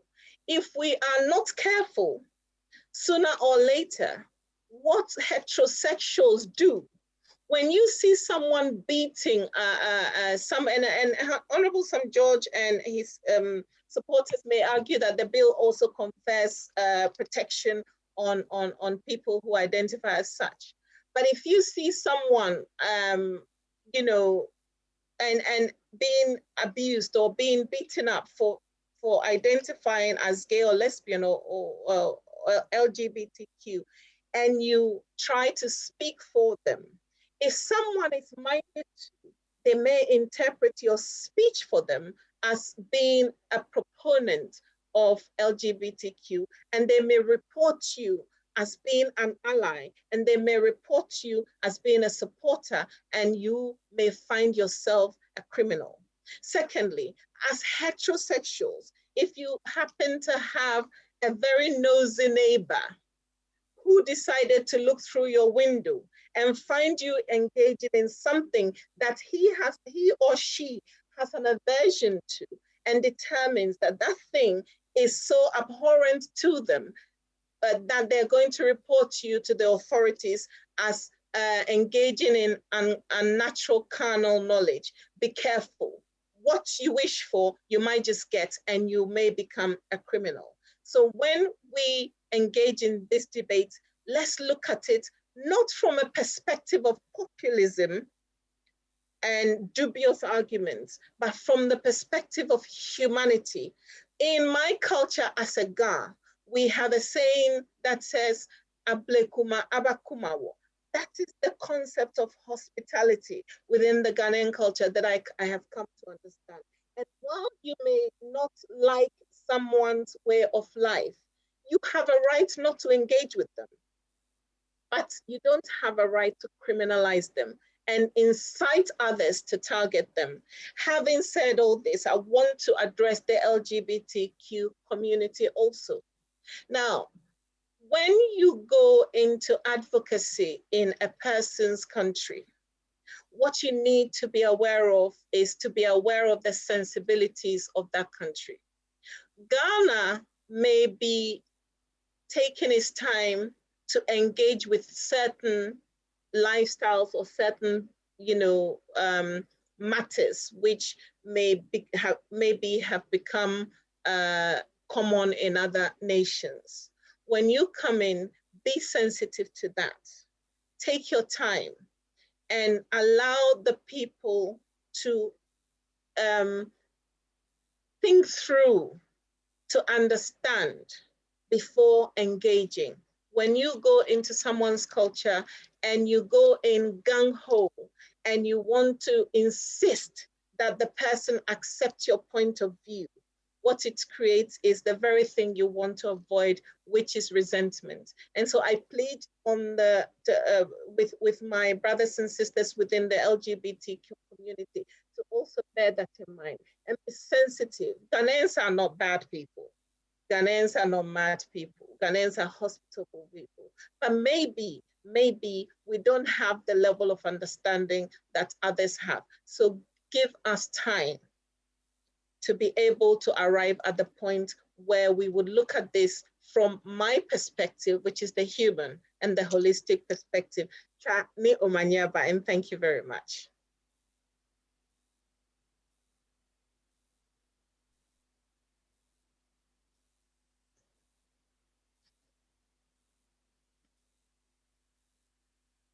Embedded the two aspects of your views and beliefs and opinions. Thank you. We will now have our last panelist for the next 5 to 10 minutes, and then we'll go to Q&A. I'm determined to have this finished hopefully by 10 o'clock. I have come to realize that this topic is not a one-off topic because there are huge interests here. And hopefully my audience and my panelists will be happy to be reassembled sometime in the new year, January, so we can go again over the issues again, because I don't think it's a one-off topic. But before we get to that stage, let me call on the Reverend Dr. Canon Lawrence Tete. If he's around, I know he had challenges with network. So if we have Dr. Tete, please take over and give us your views on the issue before we open the lines for Q&A.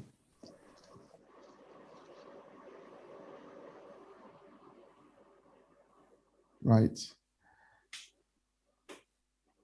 Do we have Dr. Tete with us from the technical team? If not, then we'll move straight to the Q&A so that we don't take too much more time. We'll put him back once we find him. Right, okay. I think it would be fair to say we have lost Dr. Tete through no fault of his, but for technical or network issues. Right. This program is brought to you by Ghana Union, the Western Region Nurses Association, the Ghana Nurses Association, the Nightingale Nurses Association, Ghana Union Harlow, who is also a partner group, all the other Ghanaian organizations affiliated to Ghana Union, bringing this to you as a diaspora conversation, not an argument. We all have a stake in Ghana. We have family members, we have mothers, aunties, uncles, brothers who belong to us. And it is right. Somebody asked me, Mr. Kwesi, why are you getting yourself into this conversation? I said, because our family there. And I also go to Ghana as well. So I must have a reason to debate it, at least, if anything at all, have my views aired. At this point, we'll open the lines. As I said earlier, please, we've had a lot of abuse on the chat room, so I'm not reading any chat room question. On those who have raised your hands, if I call you and you can't show your face, we will take you out and we'll move to the next person. Kindly saying so, not with the humility, not being rude, but we have to know who we are talking to if you really want to ask a genuine question. So I will call on Marie. Marie,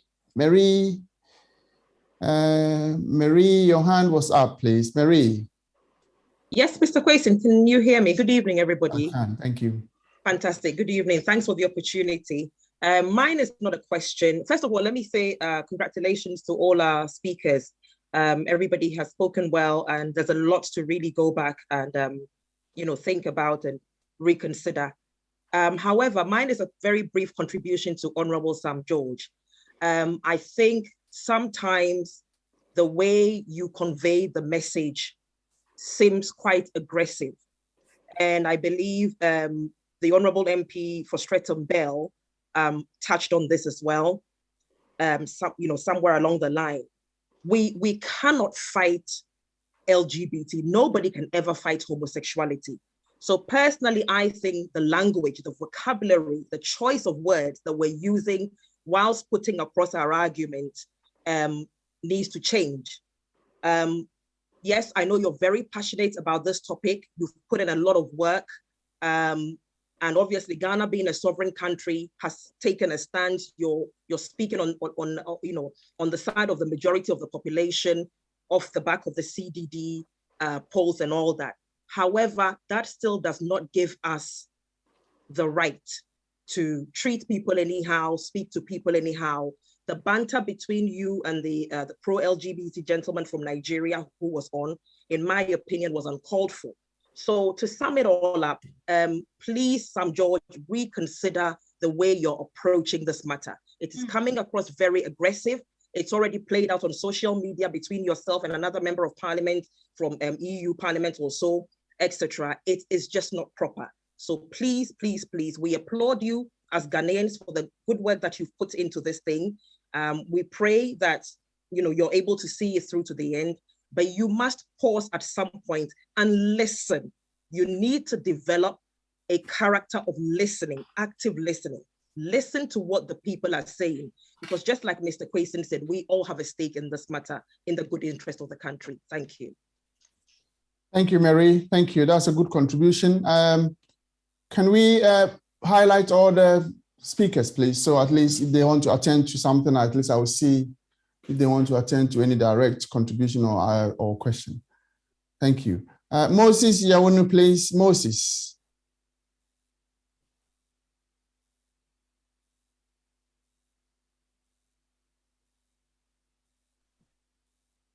Yeah. Hi. Good evening, panel. Good evening, everybody.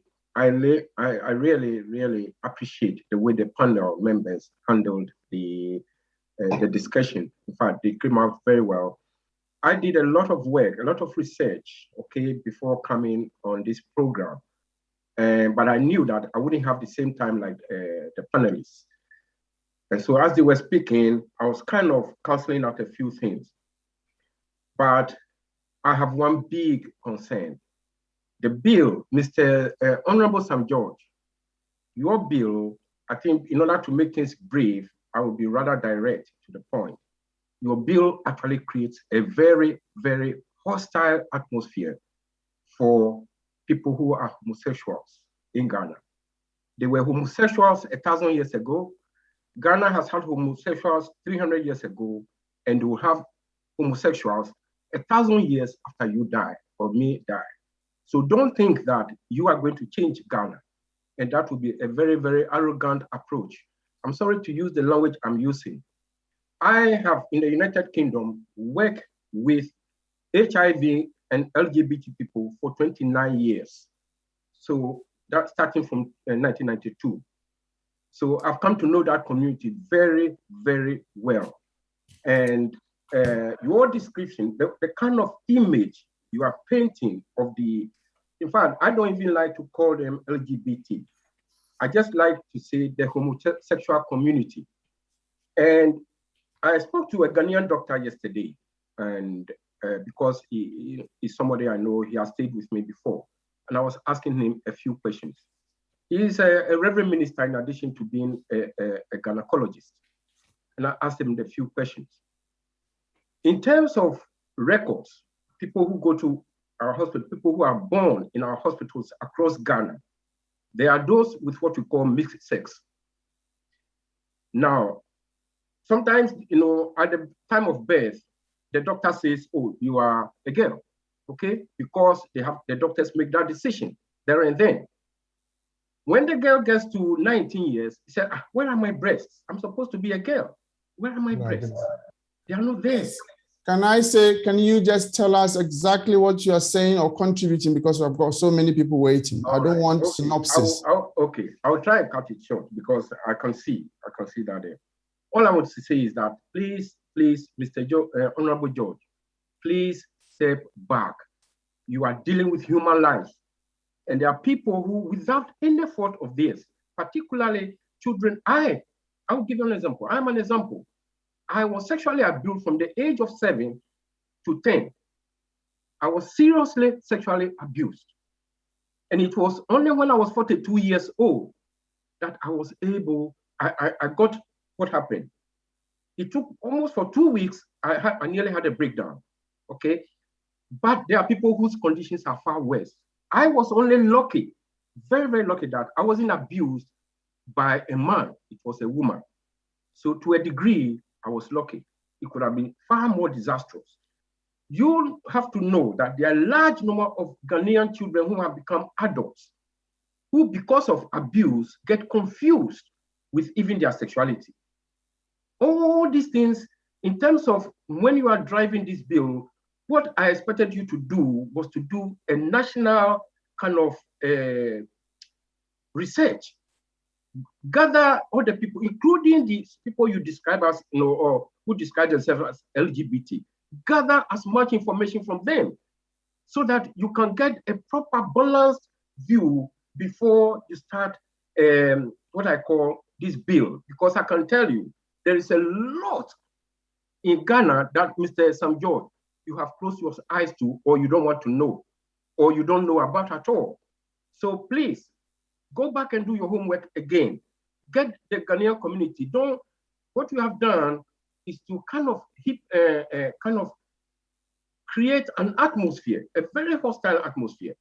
And the 74, there's 87% Christians, I think 75 or 87% Christians in Ghana. The Muslims are 11%. The others are about 5%. So of course, the Christian community's view is heavy. It's absolutely heavy. And you go to Parliament or you go to the Supreme Court, the Christians dominate. All the best schools in Ghana, whether Achimota or Infancy Pimo, are dominated by Mr. Yawuno, I think, Mr. Yanu, I think you've made your point. Thank you very much. Sam George will take note and respond in due course. Let me take two more, and then we'll go back to those who want to react to the issues that has been raised by our audience. Can I call on Kofi Emisa, please? Kofi Emisa, please. You must show your face, please, if you are asking a question. Do we have Kofi Emisa with us? Kofi Emisa. Yes, I'm here. Mr. Kwesin, I'm so sorry. If you can forgive me, I can't show my face at the moment because of where I am. But if that is a barrier, I would agree and I will not speak. Fortunately, I think I know you, so yeah. It's fine. Thank you very much. I just wanted to veer into the area of when we come to this issue and religion. I'm sure Honorable Sam George made it clear that the bill is not about religion. And I think that as much as we all agree that historically, religion has been used to do a lot of damage, I think that we should look beyond religion and see this bill as something that the nation is grappling with. And we need to allow the nation to grapple with it and come to a decision, a point where we all agree this is where we should go. When people try to ask the question, why are we comparing homosexuals with armed robbers and all those kind of things? What we also need to remember is that when they are also arguing, they argue that why are we leaving all those other things that we call sin, and then we are criminalizing homosexuality? So there should be that balance. And when people quote the Bible to say that if you are not sinful, cast the first stone, we should ask ourselves that, do the people that support LGBTQI+ agree that it's a sin? If they do, then we can argue on that basis. But because they don't, please, let us not argue that way. Thank you very much. Thank you, Kofi, thank you. I will give way for the panelists, most especially, I think, Honorable Sam George, to attend to some of the concerns raised. But before I do, I would like to go and ask a question from the bill itself. Section 20 access to medical help or treatment by accused, a person who, upon arrest, during police investigations, upon arraignment before court, in the course of trial, or at any time during incarceration, for the commission of an offense under the Act, recants and makes a voluntary request to access an approved medical help or an approved medical treatment, shall be granted access to the approved medical help or approved medical treatments. Section 2 of that says the cost for an approved medical help or medical treatment under Section 1, which I read earlier, shall be borne by the person or any other person, including an approved service provider, on behalf of the person. Now, the question is, Honorable Samjo, what if the person doesn't have a means to bear the cost and doesn't have anyone to come to their aid to bear that cost? What will happen to that person? Thank you very much, Mr. Quayson. This one and any other ones in brief, so that we can take. There've been quite a number of issues raised directly directed at me. I'll try to take all of them, starting with yours. If you read the 2, it says that the cost of for an approved medical help or medical treatment under subsection 1 shall be borne by the person or any other person. And then it goes ahead to say that any other person could include an approved service provider on behalf of the person. Now, the reason why we do this, and this will also answer questions that Mr. Moses Nyauno asked or suggested, that we didn't do consultation. The amount of consultation that went into this, persons actively engaged in homosexuality, persons who have come out of homosexuality, we engaged over 40 of these persons, both practicing homosexuals and former homosexuals, in the course of putting together this bill. And so a lot of research did go into this. I just need to state that for the records.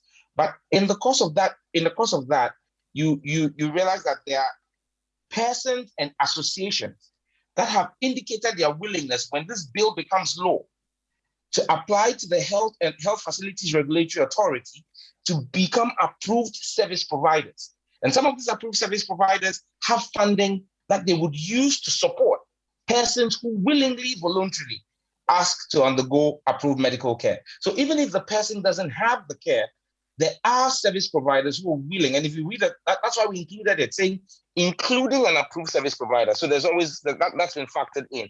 They will get that support from an approved service provider. Now, I'm grateful that Mr. Eunice made the point, because a lot of the points that were made by my colleague, the lady from my colleague, member of parliament, the lady member of parliament, pointed to religion. Religion has nothing to do with this bill. I've made that clear. However, there are always places where, there are always times when you have a synergy between religious beliefs and legislation. Where you have the synergy, so be it. But on this bill, I have made it clear, when you read the memo to the bill, in there nowhere do we make any religious references or inferences. It's based on the cultural heritage of Ghana, Article 39 of the Constitution. Now, the suggestion that, and Moses raised that issue, again, I keep saying this, that people need to read the bill and appreciate it. We criminalized acts in Section 6 of the bill. What he referenced was intersex persons. So when he said the person could be born with 2 genitalia, and maybe the doctor could determine wrongly at birth that this is a male when the person is a female. Well, science has proven that that can always be determined at birth. I made that point in my earlier submission. You can always tell based on genetic sequencing, does the person have the XY chromosome or the XX chromosome? It's possible for the person to have the XY, and instead of being a man, is developing a breast or came with a vagina, or have the XX and come with a penis. But however, when you read Section 6, where we list all the acts that are criminal, I'm going to just read. When you read Section 6, it lists 6E, for example, 6(1)E. It says that it is criminal to hold out as a lesbian, a gay, a transgender, a transsexual, a queer, a pansexual, an ally, a non-binary, or any other sexual or gender identity. If you look in here, those who identify as questioning and those who identify as intersex have been omitted in this list of offenses. That's what I'm saying. People need to pay attention to the fine details in the bill, because we realize that intersex, issues of intersex, and we go ahead to provide for that in F, because in F we say that anybody who provides or participates in the provision of a surgical procedure for sex or gender reassignment commits an offense. However, if that is, and there's an exception clause in FIII, it says any other procedure that is intended to create a sexual category other than the sexual category of a person assigned at birth, except, and I'm sure the lady member of parliament will appreciate the exception clause. Once you introduce except in a bill, it's an exception clause, except in the case of correcting a biological anomaly, including intersex. So in our bill, we recognize that. So that's taken care of. It's not an issue at all.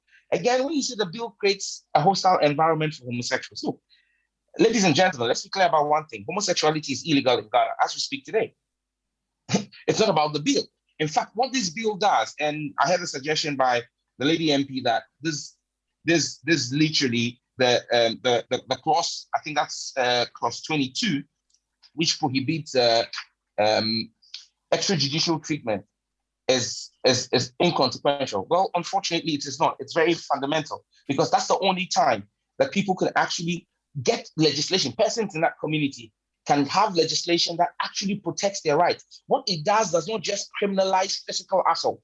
It even criminalizes verbal abuse. That's how far reaching it goes. So when people, I keep saying that we were very careful. We read the law, we read and met people and understood what it is we want to do. I hear Marie and the point she's made, but you see, I disagree with her when she says you cannot fight LGBTQ. We can fight it, we are fighting it, and we will win that fight against it in Ghana. And I don't know, it was my turn to speak. When the gentleman from Nigeria was speaking, he said things specific to me. I was quiet, I wrote them down. When I was speaking, he interjected me. How me insisting that I should be given the space to speak is aggressive, well, that's Marie's conclusion, and I respect that, but I disagree with that. Now, you see, a few other things, and to the traditional leader, she literally called out the National House of Chiefs and questioned them. The Ghanaian National House of Chiefs, I do not think she's a member of the Ghanaian National House of Chiefs. I doubt she's been gazetted. If she has been gazetted, well, then she holds a very extreme minority view, because and I'm done. And I took very strong exceptions to, I'm a Dangwe boy. I took very strong exceptions to some of the things she said. When she spoke in Ghana and said, when we welcome visitors don't change our customs. And I'm throwing an open challenge to her. Don't read from an LGBTQ pro-LGBTQ manual. This is a public platform. If you can make a categoric statement that there are traditions in Ghana that support and have had homosexuality, it's an open challenge I'm throwing to you, traditional leader or ruler, to state which tradition. Can I interject here? Your Majesty, allow Sam George to finish. I'll come to you. I'll come to you straight away, please. Address me properly, and also show respect to the other panelists by addressing them by their name, so he can carry on making his. Thank you. And I think this goes to everybody, all the panelists, with all due respect. All the names are on the screen. We've highlighted all of you. In any case, if you don't know their title, just mention their name as they are, and that will be fine, please. My apologies that we have to interject, but Honorable Sam George, if you can round up so that we take more questions. Thank you. Yeah, I will run quite a number of things were said, but I'm trying to get the name. Can you, Mr. President, can you please help me with the name for the traditional ruler so I'm clear, because I can't see that on my screen. Can you help me with her name? Ade MP for Streatham. He's a member of Parliament for Streatham Bell. I think she'll be quite happy if you call her Bell. Okay. She'll be quite happy with that. Nachucho Soyo the first. Nachucho Soyo the first. It's a Queen Mother. And we've got BC Alimi, who is the advocate from the Nigerian community, our brothers and sisters. I'm very grateful. I'm very grateful. So Nachucho Soyo kept on going and saying that we were using the Criminal Offences Act, and that the Criminal Offences Act is a foreign law. Unfortunately, that's completely false. It's a fabrication. In 1960, Ghana had a legislative assembly that had members elected from a 1957-59 election. That was ruled, and that parliament, the 1960 Legislative Assembly, in 1960, Ghana was an independent state. We had not become a republic yet. We became a republic later that year, but we had a parliament, a legislative assembly that passed this act. This act was not passed by British people. It was passed by a legislative assembly led by the CPP at the time, Osajifo Dr. Kwame Nkrumah's parliament. So don't mislead the public on that. I needed to make that, because she kept going on and on about that. It was the British who passed that law. No, the Act 29 is Ghanaian law passed by Ghanaians. Again, let me just make the point that, look, Bell makes the point that the popular opinions and all of that, and that we should allow people to come in here. Yes, but whenever I come into London, I stick to British rules. So there are Ghanaians who are polygamous, but when they get into Britain, do not try to practice their polygamy there, because they respect the laws of Britain. So when you come to Ghana, you need to respect our laws and not come and impose your laws. And when you say people travel to Ghana, why? Do they travel to Ghana for sex tourism? Is that the suggestion, that our tourism, that it is homosexuals who come to Ghana for tourism? Because you're saying that this is going to affect tourism. Nigeria passed this law 7 years ago. What has happened to Nigeria? Has the UK government not gone into a bilateral trade agreement with Nigeria? I take strong exception to the attempts of blackmailing. That's what this is. Plain blackmail, that Ghana will suffer economic consequences. Uganda did not suffer any economic consequences. Nigeria has that law. Why have you gone to start bilateral, or why do you have post-Brexit negotiations with Nigeria? They even have a law already. So that point is actually moot to the Ghanaian public. And well, we have a government that is heavy on the Ghana Beyond Aid mantra. And so, I mean, there's a lot that was said earlier on, but that we should leave judgments to God. I mean, Bill said we should leave judgments to God and all of that. Then why do we have any criminal laws at all? Why do we have criminal laws? Okay, Honorable. And those who say that, prostitution is consensual. Just my very last point, please. Why then do we criminalize incest between consenting adults? Why is incest illegal? Incest is not contractual. Incest is not contractual. Incest is consenting sex when it is between two family members above the age of 16, which is the age of consent for sex. Why do we still criminalize that? So that's the hypocrisy of this argument. I think I'll leave it here because of time, but there's a lot more I would want to respond to. Thank you, Honorable. Thank you. I want to say that this is not about the panelists. Please, any panel who has expressed a view is not about themselves. It's about the people listening. We have well over 300 people on Zoom, in and out. We have thousands watching on Facebook. So it's about them. So references to individuals are not quite the way we want to go. That is their view, and that is the position they take. But they are doing it in good faith, hoping that they are speaking for somebody who may not be called to speak tonight.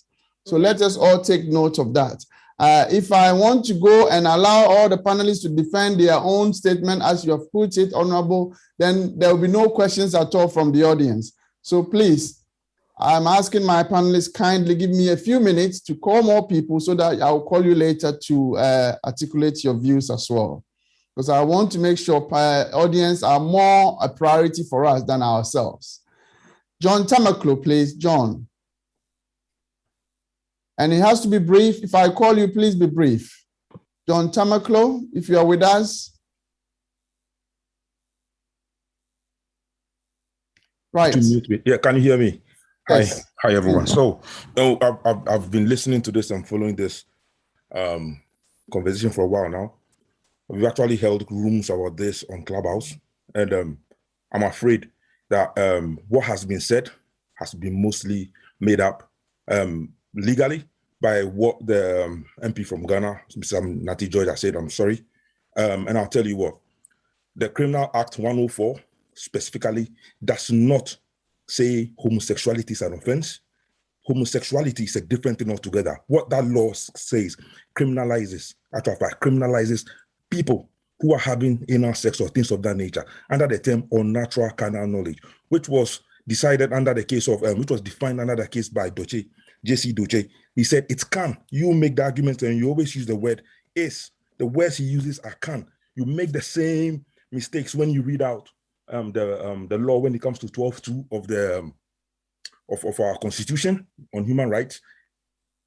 It's long and there are comments, and he says, oh, when you look at 39, is it 39.5? It tells you the rights of human beings are not in Ghana, and persons, not just Ghanaians, not homosexuals, persons, which your bill also recognizes that they are persons, which means your bill also recognizes that people have human rights. And he says those rights are beyond what even the Constitution declares.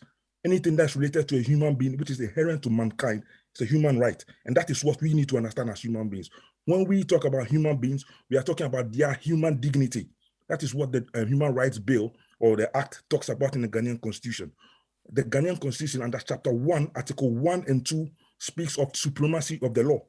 Nobody, even Parliament, cannot override the Constitution. And that is why this bill will not sit in, because the bill contradicts things about equality of the law. The application of the law is not equal under your bill, because what your bill is doing is specifically going for a marginalized group of people, a particular group of people. The law does not allow that. Now, you speak of, majority of Ghanaians want this. I'm sorry. When you talk about majority of Ghanaians, what you need to understand is a human right is not, it's a human right. You cannot merge human rights. So even if 100 of us have decided that out of 99 out of 100 have decided that our rights are going to override that one person's right, it will not work. Human rights and their group rights are differentiated rights. Take note of this, please. It is a differentiated rights. Differentiated rights never under legal principles, never ever override the rights of a person. And that is what group rights are. Group rights, people speak generalized, but in actual fact, it's a differentiated human right. Now, when you talk about culture, and you mentioned the, let me see, I just wrote it down on state policy on 39. It talks about education, informal and formal education for culture. That is the only way the state, and that is what I'm saying, the state, not any other, but the state should pass policies through culture by legitimate, how do I even put this? The state can only pass laws with regards to culture. That's what it can do. The state cannot, the state can pass laws when it comes to culture through education, not through law, where we can criminalize. When it comes to culture, it talks about, is it thank you very much, sir. Just quickly, 1 second. 26, Article 26 talks about a person who has a right to decide what religion they can have and what culture they can have. No one can decide that for a person. I'm done. If there's more, I'm always here. We've got Eunice here as well, who we are part of the UK legal network, and we can give you all the laws regarding all of this. Thank you so much, sir. Thank you. Thank you very much. Can I call on Chizilu Emujili? Chizilu Emujili. Am I saying your name right? Forgive me. Hello, Emujili. Okay. Can you be brief for us, please? Thank you. So I am a lawyer from Nigeria. I am part of the legal team currently challenging the SSMPA, the equivalent, the Nigerian equivalent of what's going on in Ghana. So I just have 2 questions for Honorable Sam Judge. I was wondering whether this bill does not is not against Article 21(1) of the Ghanaian Constitution, because I had a quick check, and before that, the bill is prohibiting or criminalizing advocacy for LGBT rights. So, and according to your own constitution, it says that everybody has the freedom of association, which includes freedom to form or join trade unions or other associations, national, international, for the protection of their interests. So if you pass this bill, will it not contravene the provisions of Section 21(1) of your constitution? And quickly, the second question is, the Honorable made several mentions of polygamy. And I was wondering whether there is a law in the UK or in the West that criminalizes advocacy for polygamy. If there is, please, we would like to know about that. Thank you.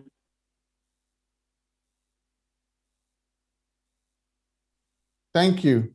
I will give the panelists a moment to please attend to some of the issues. Please be brief, don't be personal. It's about the bill, not yourself.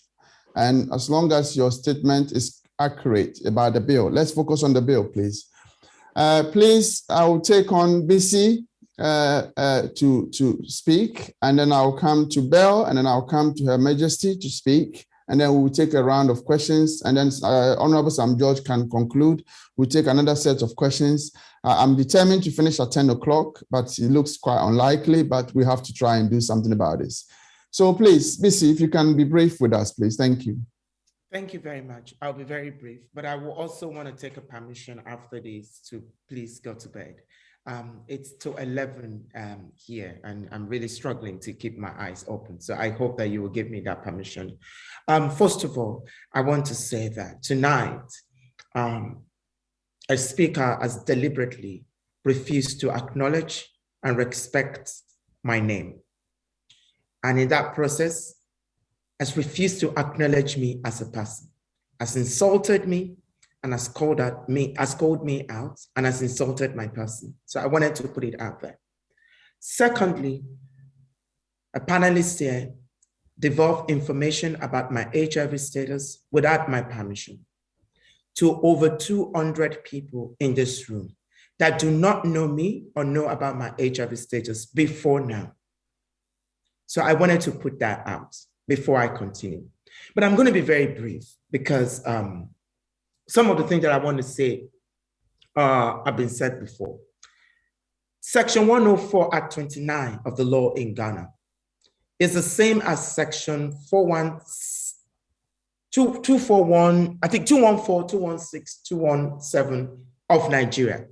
It's the same as 317, I think 317 or 311 of India. The same law pops up in Pakistan. The same law is everywhere in the world where you speak English language. The law originated from Queen Victoria. So, Your Majesty, you are very, very correct. And it saddens me that a person that wants to pass a law to criminalize something does not even know the law. And that pains me, it scares me. And it gives me even more issue why we Africans need to be more intentional about the people that were sent into our House of Parliament. And this is not a personal attack. I also want to say something. 18% was used to say that gay men carry the burden of HIV in Ghana. That figure is actually correct. 18% of gay men in Ghana are HIV positive. However, what is the number of that 18%? Because anybody can play politics with words. Let's assume, and this is not a fact because I don't want to go into it, that 18% is about 100 gay men in Ghana that are HIV positive. However, amongst heterosexuals, it is 1%. That 1% is 1 million of heterosexuals in Ghana. So ask yourself this question: who is putting the burden of HIV on the health sector in Ghana? The answer is simple. Go home and do your math. But why, like I said earlier, when I talk about mental health, that I am not suffering from mental health because I'm gay. I'm suffering from mental health because the system is putting the burden on me. Gay men don't contract HIV because they are gay. Most especially in Africa, gay men contract HIV because the system that is supposed to take care of their sexual health is denying them access. I was 29 when I was diagnosed with HIV. I don't hide it because it's not something that I'm ashamed of, but it's something that my country is ashamed of. It's a shame that my country will live with for as long as me and people like me are forced into a situation where we don't have access to adequate sexual health education. We don't have access to public health services that will inform us on how to have safer sex, that will drive us to have sex in a very dangerous way that is not self-fulfilling for us. So if anybody comes here and try to use my HIV status to shame me, I am sorry. You are 15 years too late, because I live my HIV status publicly. But the difference between you and I is I am not ashamed of my status. When was the last time you got tested? I am not ashamed of my status. I can stand there and I can say it, because the knowledge that I have about my status, the knowledge that LGBT gay men, the knowledge that gay men have about their status in Ghana is an advantage that cannot be taken away from them. And finally, and I will shut up, the money that is provided to take care and provide ARV for gay men and men who have sex with men, and most people who are living with HIV in Ghana, comes from the Global Fund.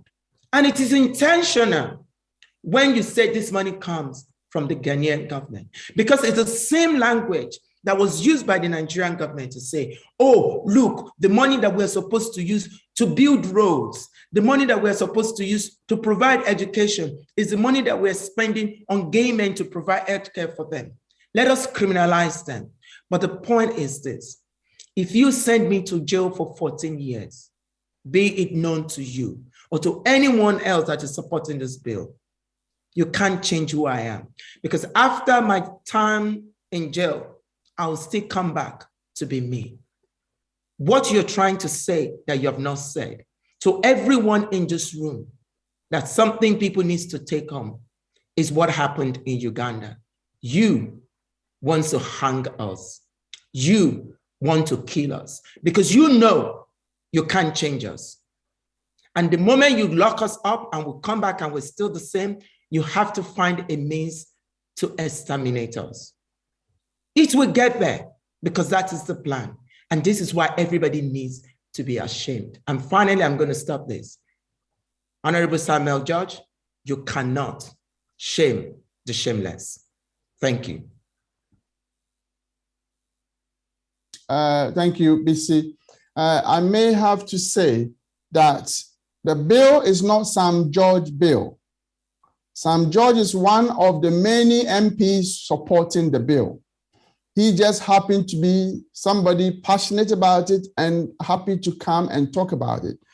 But from the bill that I received, there are more names to it than Sam George. So let's not make it Sam George bill that is going to go down history as his only name on it. So let's realize that and let's not make it personal to him. He's only explaining things to us as it's written. Please, MP Bell, please, if you want to have anything to add to what you've heard so far from the audience. Yes, I certainly have some comments to make, and thank you very much for coming back to me. Just to touch on a few things the Honourable Sam George said.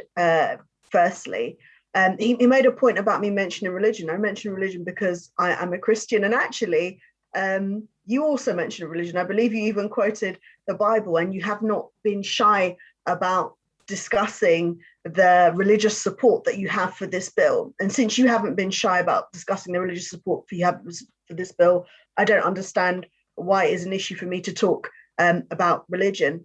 You also made a point about polygamy, and do correct me if I'm wrong. It's my understanding, and that people coming into this country, they leave their polygamy at the door. But it's my understanding polygamy is actually illegal under civil law in Ghana. Whilst it might be legal under customary law, it's my understanding it's illegal under civil law. Do correct me if I'm wrong.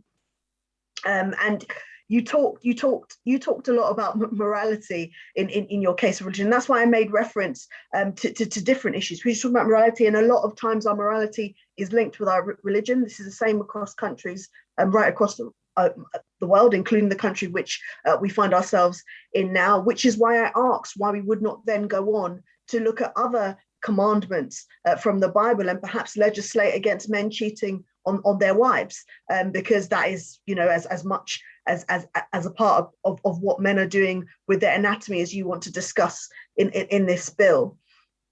And finally, well, actually, just 2 more points to yourself. You talked about not reading the bill. Now, I'd like to touch on this because this is a comment that's made to me quite often. It's usually by some of my older white male counterparts in the House of Commons. And I want to assure you that in order to be a member of Parliament in the United Kingdom, reading is a prerequisite. So I can read. I did read. I didn't enjoy it. I also read the commentary of the bill. I didn't enjoy that. And my opinions still remain the same. So you can be confident that I understand what it is that you're talking about. And finally, please do not accuse me of blackmail. I came to you, quite frankly, with very, very clear analysis. And this is not my own analysis of what the impact could be.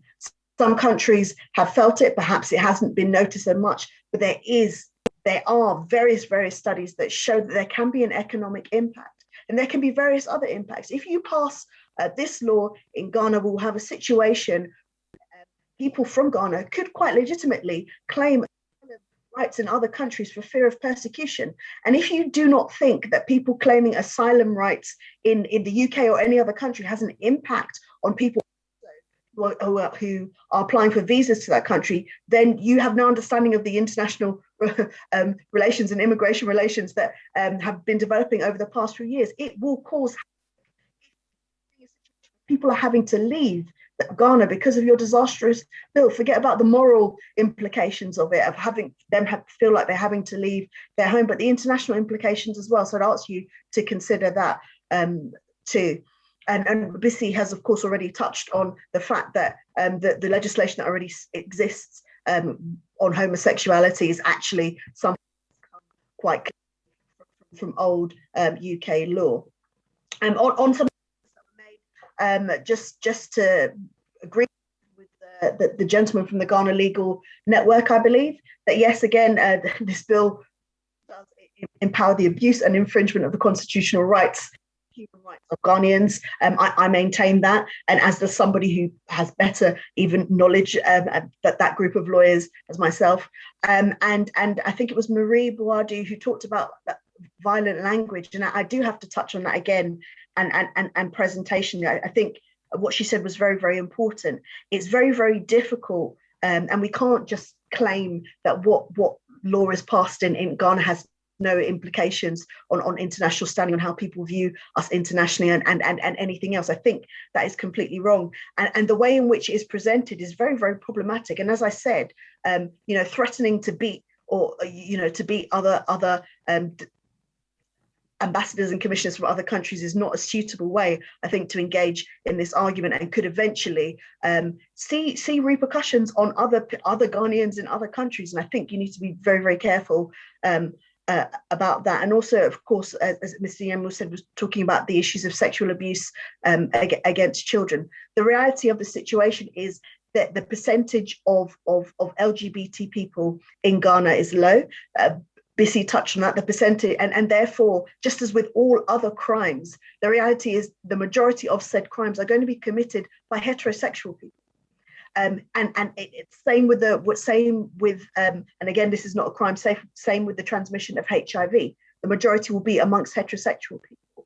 And wouldn't it make more sense if we're looking at crimes against persons, we're looking at crimes against children, that we're tackling the deep-rooted issues, not targeting one very minority community? And if we're looking at issues of health and the spread of HIV, which is very, very crucial, and as I said, it's just that we're looking at proper sexual education, so that people understand what they are meant to do if they engage in a sexual relationship to protect themselves, instead of, again, demonizing one individual community. And I do have to say that the way you spoke to Bissy was not appropriate, and the way you called him out was not appropriate. It's something that people would frown on quite widely, and I think you'll find following this that there may be very, very many issues with that, and many people will take issues that you don't do that when somebody suffers from HIV. You'd be well aware of the amount of stigma that is faced around it, and I think to do it in that way was quite impolite.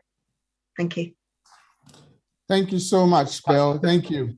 Honorable Sam George, I'll come to you, but before I do, I will let Her Majesty Nachocho also respond. And then I will take 3 or 4 sets of questions. We will deal with that, and I'm afraid we have to round it up and reassemble again if need be. I know my audience will slaughter me for it, those who have raised your hand, but we cannot be here for 5 hours. That's the fact. So Her Majesty, please take over. Mr. Quayson, thank you very much. And I must say I'm going to disappoint you a little bit because I will need to address Honorable Sam George just very briefly. And I'm glad MP Bell has touched on that. There is an appropriate way to deal with people in a debate, and there is an inappropriate way to deal with people in a debate. And I understand your passion, your baby. I understand completely. But what you do not do, and what we're not going to do, is disrespect my office as a traditional ruler and disrespect other panelists, which is exactly what you have done. And I have to say, I have a lot of respect for you, but I am very disappointed in your attitude tonight. Having said that, let's focus on the bill. I reiterate, I quoted section 17 and 18 in particular. In all this conversation, there is the blurred lines. In fact, I said the lines have not been blurred. It has been obliterated between harm to a person and choice. The bill seeks to expand criminality to encompass a wide section of people. And it also seeks to prohibit a section of the population from adopting on the basis and on the assumption that by being LGBTQ, automatically they would cause harm to that child. So it says we're protecting the children, and therefore we're asking the courts to prohibit these people from adoption. And I want to dwell on that, and then I'll go back to the cultural aspect before I round up. Now, what you must do, what most countries do when people go to adopt, is to vet the individuals concerned. Are these people criminals? Are they, by criminal, I don't mean within the context of Ghanaian law. And again, we've all established that this is a colonial law, the 1960 Criminal Offences Act, Section 104. It is a colonial law, and you may do well to read up on it properly. What most countries do is to vet individuals and to identify whether that child is potentially going to be harmed by that individual based on the people's history. There are people in our society who are upstanding citizens, law-abiding citizens, people who are highly respected human beings who may identify as LGBTQ, who may want to see those children who I advocate for, walking in the streets and walking to school without shoes, those children who may have lost parents, those children who don't have guardians, those children who are being abused by heterosexual men and women. They may want to adopt them and give them a better life. And you're saying these upstanding citizens must be criminalized to the point of prohibiting them from giving a child a fair chance in life simply because you have an aversion to the way they've chosen to lead their life. An aversion to something, something offending your sensibilities does not automatically make it criminal. And when you say, I have to tell you, shouting about something loud enough does not make it true. Shouting about something loud enough does not make it true. So when you shout, you can shout as much as possible, but common sense tells me that until somebody has actually caused harm or until an act is going to cause harm to another person, you cannot turn around and say it is criminal. So the law that we have at the moment, if I had my way, that would change. If I had my way, that would change. And it would change to see humans as either bad people or good people. Because I'm going to repeat, the heterosexual individual is equally as capable of causing harm to another person as an LGBTQ person. And I, for one, have seen many instances of heterosexuals doing this. And before you challenge me on the whether my cultural identity, I want to educate you. And being a lawmaker, you should understand this. I am a very proud queen, an African queen and a Ghanaian queen. And I hold my culture very, very dear. Now, here's the thing about a gazette. It is an administrative instrument. A gazette does not a king or a queen make. So if you think and it's a mark of a very poor debater who resorts to inferences and insults when they have nothing coherent to offer. And I am disappointed because I've always seen you as a learned person. So if you sought to embarrass me by inferring that I am probably not gazetted because I have challenged the National House of Chiefs, you're absolutely wrong. And I will say it again, a gazette does not a king or a queen make. It is merely an administrative instrument for order and for politicians to be able to know who to go to and who not to go to. Finally, I do belong to the traditional institution. I am a proud queen or queen mother. I make no bones about it. But what I do have is a conscience. And I will not, I'd rather be unpopular than sit here, look into my conscience and say it is okay to ostracize a human being merely for making a choice about how they enjoy their sexual pleasure. And I dare say that this bill that you're proposing to expand may come back to haunt all of us, because God forbid I choose or anybody chooses in a heterosexual relationship, as I have enunciated earlier, to enjoy sexual pleasure in a way that you and other people consider unnatural. They would be criminals. God forbid someone should say, let's look at this from a human perspective.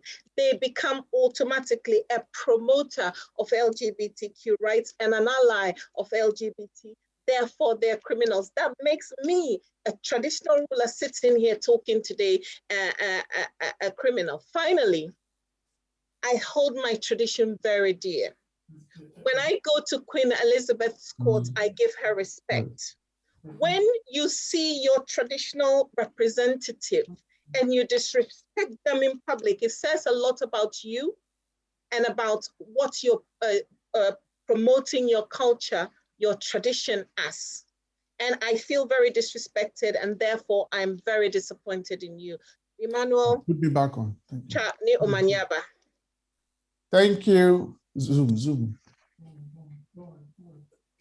Thank you so much. Thank you, Nachocho Soyo. The first, Honorable Sam George, your comment, please, from everything else.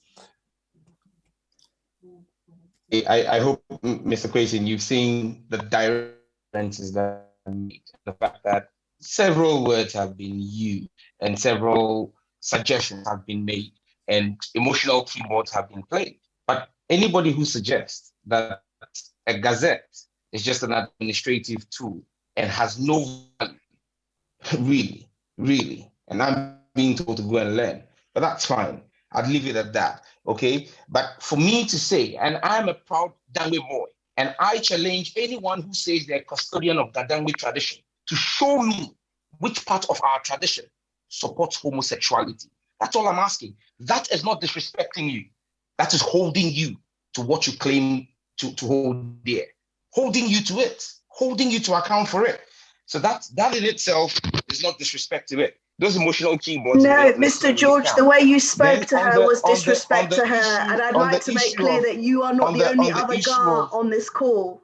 You're not the only other GAR on this call. Right. Please, are we going to have this happen again? Can we, thank you for your submission, but can we allow... constantly keep interjecting me, and that is not seen as disrespectful. That is seen as respectful. That's the only time I've interjected you. Just once. I've interjected you. I didn't say you alone. Every other panelist has interjected me. Right. And they are the respectful ones. I have been quiet, but I'm disrespectful. Please, everyone has had the chance to speak, and Honorable Sam George will equally have the chance to react to whatever is being said. I don't want, as I said always, I don't want this to be about Sam George. It's about the issue that we are discussing. I've said that this bill is not Sam George bill. He's one of the many people who have appended their signature to the bill, and hence why the Speaker has accepted to get it debated at some point. So let's make it clear. He's here with us, and I'm sure this situation will not put him off. Honorable, I will need you back, because the right thing for you to do is to reassemble and carry on telling us what the bill is all about. And I hope when I invite you, this situation won't put you off. Please go ahead. Yeah, thank you. On the issue of polygamy in Ghana, polygamy is illegal under the civil law, but it is legal under customary law. So every individual has the right to choose what you want to do. If you want to be polygamous, you don't go under the civil law. You go under the customary law. But that opportunity doesn't exist. And I use that to answer the question that was asked by, I think it was, someone asked a question, I think it's a lawyer from Nigeria, about which law in the West. Canada has a law. Under that law, two gentlemen were jailed.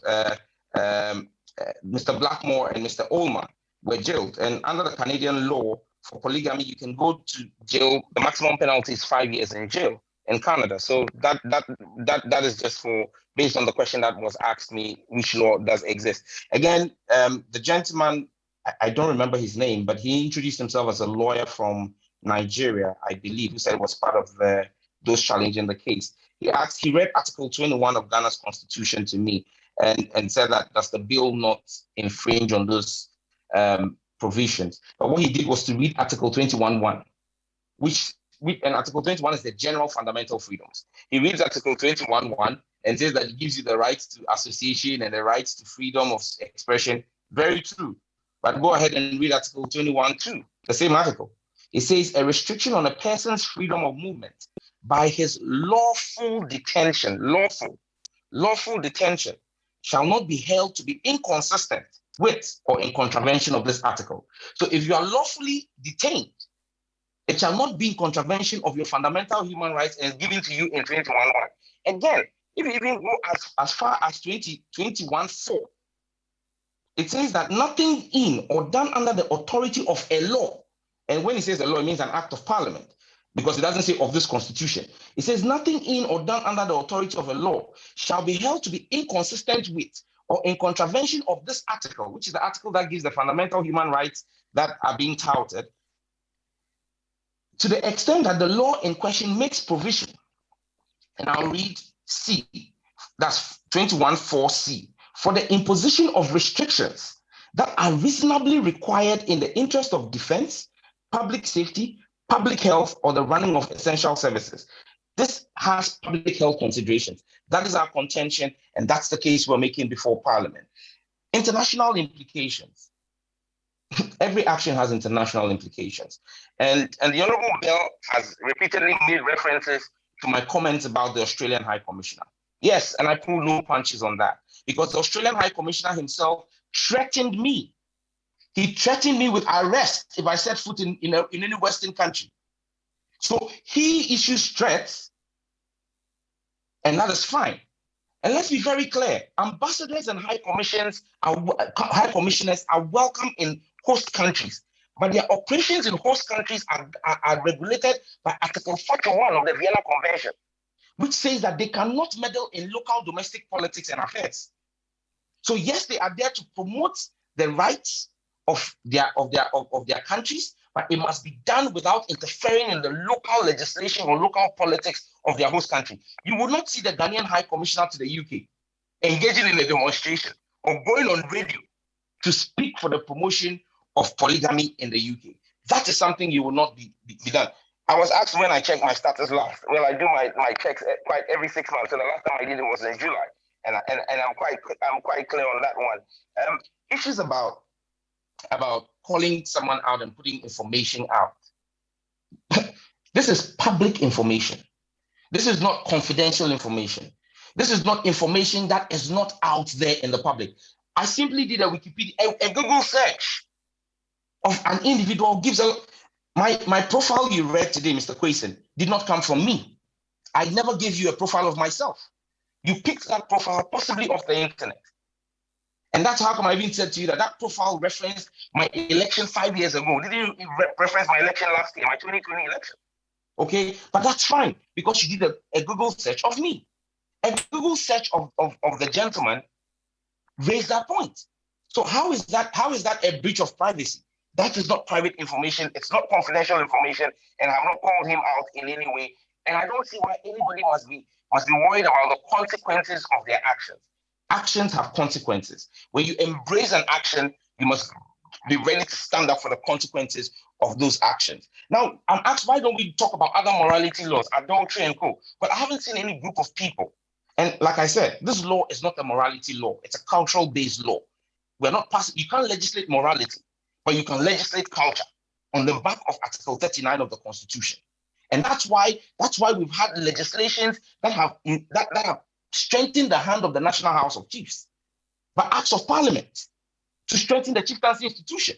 Okay, and that is why even Parliament is able to pass appropriation to ensure that part of the District Assembly Common Fund, we're having conversations that part of the District Assembly Common Fund should be used to fund the Chieftaincy Act or the operations of the chieftaincy institution.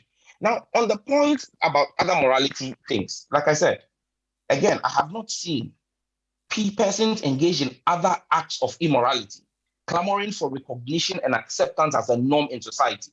I'm yet to see a group of people clamoring and saying that adultery should be made a right and that adultery is a right. And I asked the question about incest and why incest between two consenting family members, adults, is still illegal even under British law and under many laws in the West. Why are we desegregating that? Don't they also have rights? Is it not a consensual sexual engagement? Okay, so these are points that we need to understand. And look, I'll wrap up here because I mean time is fast spent, and we can't have all say everything we wanted to say. But look, Ghana is minded by its international obligations, and I keep saying, if the LGBTQ group think that they have a case to be made, they should table it before the UN General Assembly and let's have a vote on it. But when people try to come in on the back of conventions, pick those conventions. And let's be reminded, international treaties and conventions are subject to national laws. Well, that's how it is in Ghana. The laws of Ghana are supreme to international treaties and conventions. Insofar as those conventions are in conflict with the dictates of our constitution, those conventions and those treaties will be held to be null and void.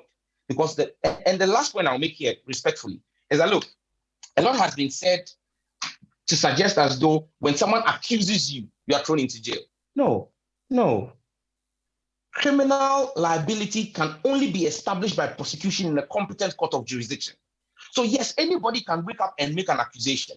However, the only time someone will face penalties is when you can establish actus reus and mens rea in a competent court of jurisdiction. And that's clear.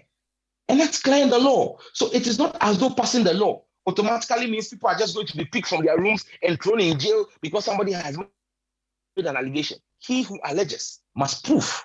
Our criminal jurisprudence in Ghana puts the burden of proof on the prosecution, on he who is alleged. Because everyone who is arrested, if this bill becomes law and becomes an act of parliament and is being operationalized, everyone who is arrested on the basis of an allegation of committing an offense under clause 6 of the bill as it stands today is innocent until proven guilty before a court of competent jurisdiction. So this attempt to paint a picture that people are just going to be picked on the basis of allegations from their rooms and thrown in jail, that's not Ghana. That's not who we are. It will be subjected. We recognize one thing. Persons who are engaged in homosexuality have a fundamental human right to a fair trial. That's the fundamental human rights they have. A fair trial before a competent court of jurisdiction. And that they must get. It is on the basis of that we introduced clause 22 to say that extrajudicial treatment, which is not a trial before a competent court of jurisdiction, will attract up to 3 years in jail. So, I mean, this discussion can go on for as long, but as others have stated, their constituencies and their obligations towards their constituencies, so do I have an obligation towards the constituency I represent in Ghana. And that constituency is the overwhelming majority of Ghanaians that believe that we should have a law that tightens action criminalizing homosexuality. Thank you so much. Thank you so much, Honorable. We have a small poll, a poll of 5 questions. As Ghanaian diasporans, we also have a say in this, and we will do this poll quickly, and then we will return to the rounding up. Please take a minute to answer these questions for us so that it will form part of our discussion today. There is no names will be recorded. Your details will not be part of it. We just want to see of the 990 plus people watching around on Zoom and others on Facebook. If you can have access to it, please answer this for us.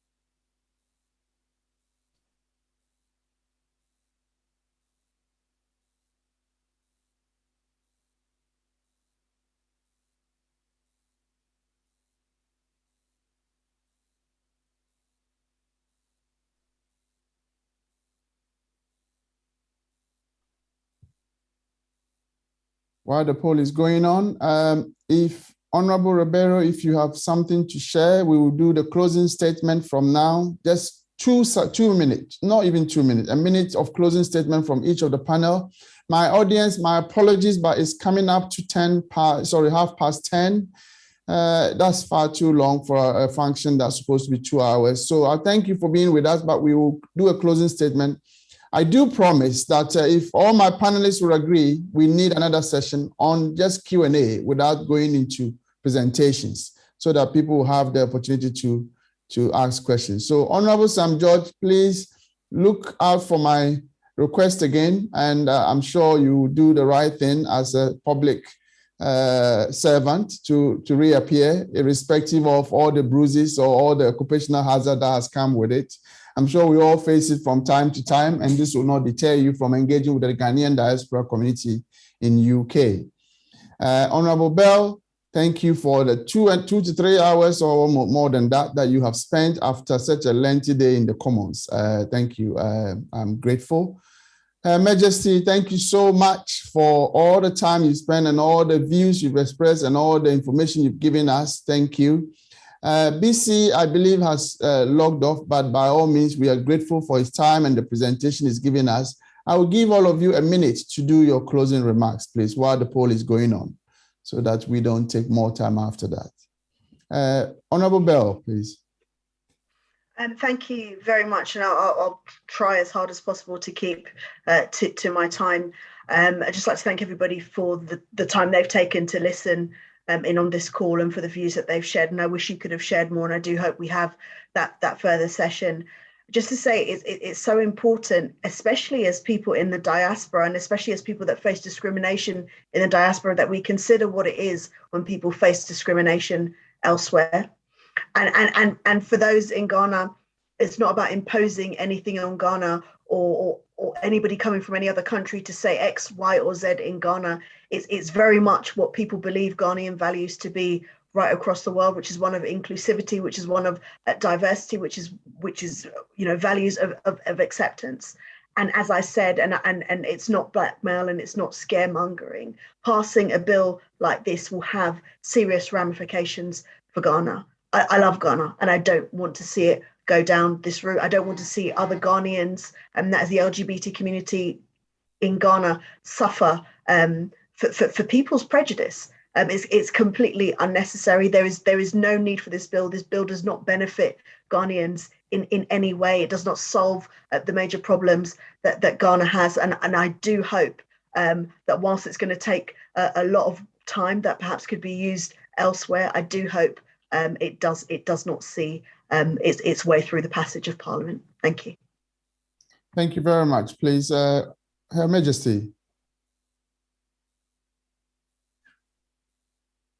Thank you, Emmanuel. I'd like to say what I said earlier is that your aversion to something, your dislike of something only means you have a right to choose to disengage from that thing. It does not automatically make that thing criminal. We must look at this proposed bill very carefully. We must be careful what it is we're wishing for, because we might just get it. When we do, we may end up not liking the implications and the results of it. Chano Manyaba. Thank you. Honorable Sam George, please. Thank you very much. And I'm very grateful for the opportunity to have engaged on this subject. It was supposed to be for 2 hours. We've done 3.5 or 4 hours. I just want to say that as far as I'm convinced in my mind, and from the evidence that's been made available to me from the research team that we worked with, this bill is in the best interest of Ghana. It's in the best cost, and it's going to serve generations in Ghana. This landmark bill that's going to act as something that other countries seeking we see, where they're trying to walk back the path years will come to learn from. Suggestions were made earlier about the fact that you cannot pass legislation against a specific group of individuals. Well, that's not correct. We have the Vigilantism and Other Offences Act in Ghana, Act 999, targeting a particular group of individuals, a very small group of individuals. I was part of the Cybersecurity Act that was passed just in 2020, also targeting a specific group of persons. So, and we've got this kind of legislation all about legislation that oppose fundamental extreme religious beliefs and all of that. So ultimately,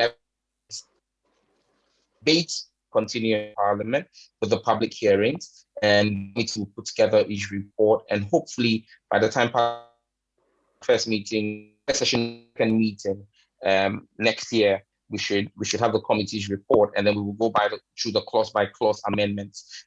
One thing I would state is, for everyone who is interested in this bill, the opportunity for memos have passed. However, there's still an opening for amendments to be filed. And so if you think you feel strongly about something, reach out to an MP of your choice and let that MP sponsor an amendment for you, and let's have a debate on it in Parliament.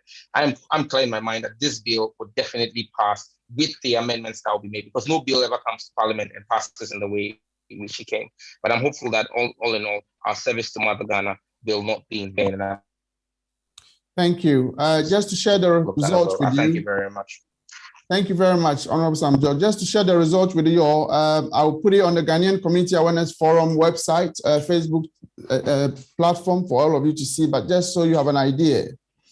As a Ghanaian, what is your position on the draft anti-LGBTQ plus bill being considered by Ghana's Parliament? 48% are in favor and 52% are strongly against it. As a Ghanaian, would you consider the passing of the anti-gay bill by Ghana's Parliament as a breach of human rights? 53% said yes, 42% said no. In your opinion, do you believe the Ghanaian society is adequately prepared to adopt LGBTQ persons and their related activities? 23% said yes, 58% said no. They're not prepared. And 19 said they're not sure. Do you believe Ghana is adequately prepared to deal with any adverse effect on Ghana's international relations in areas of trade, investment with countries that hold opposing views with the passing of the anti-LGBT bill? 34% said yes, Ghana is prepared, and 54% said no, we are not prepared to deal with the repercussions. As a Ghanaian, would you consider it an infringement on Ghana's sovereignty if the United Nations or any other nation state imposed its LGBTQ views and practices on Ghana's sovereignty state? Yes, 71% said yes, they will see it as an infringement on Ghana by them, and 24% said no. 5 said no, not sure. So thank you for those who took part. It gives a mixed view, and I'm grateful to all of you. That is all time will allow us. Time has allow us more than we needed. But again, I will call on my panelists. Please respond to my question, my request if I call you again, because I definitely need to have a repeat. Honorable Sam George, I can see you smiling, but you have to come back. It is what we do in public life. You have to take you on the Sorry, I just jumping. We're supposed to have started the post-budget workshops, and this is really dragged me. I hope the next time you invite me, we stick to the time. But it was fun. It was fun. Yes, it's just the passion around the topic has made it so. And I guess you can see there's so many people's hands up that we couldn't call. Thank you, my panelists, for your time. It's been a valuable time. I'm sure your community appreciates you for spending this time with us. Thank you, the audience, for coming. For all of you who have spent time to interact with the panelists, thank you. And those who couldn't have the chance, please don't be disheartened. We will call this topic again early part of next year. And by that time, I'm sure we would have known to what extent it's going, and we can have much more views. Thank you all very much. Have a good evening, a very good weekend, and be well. Stay safe. Thank you. Thank you.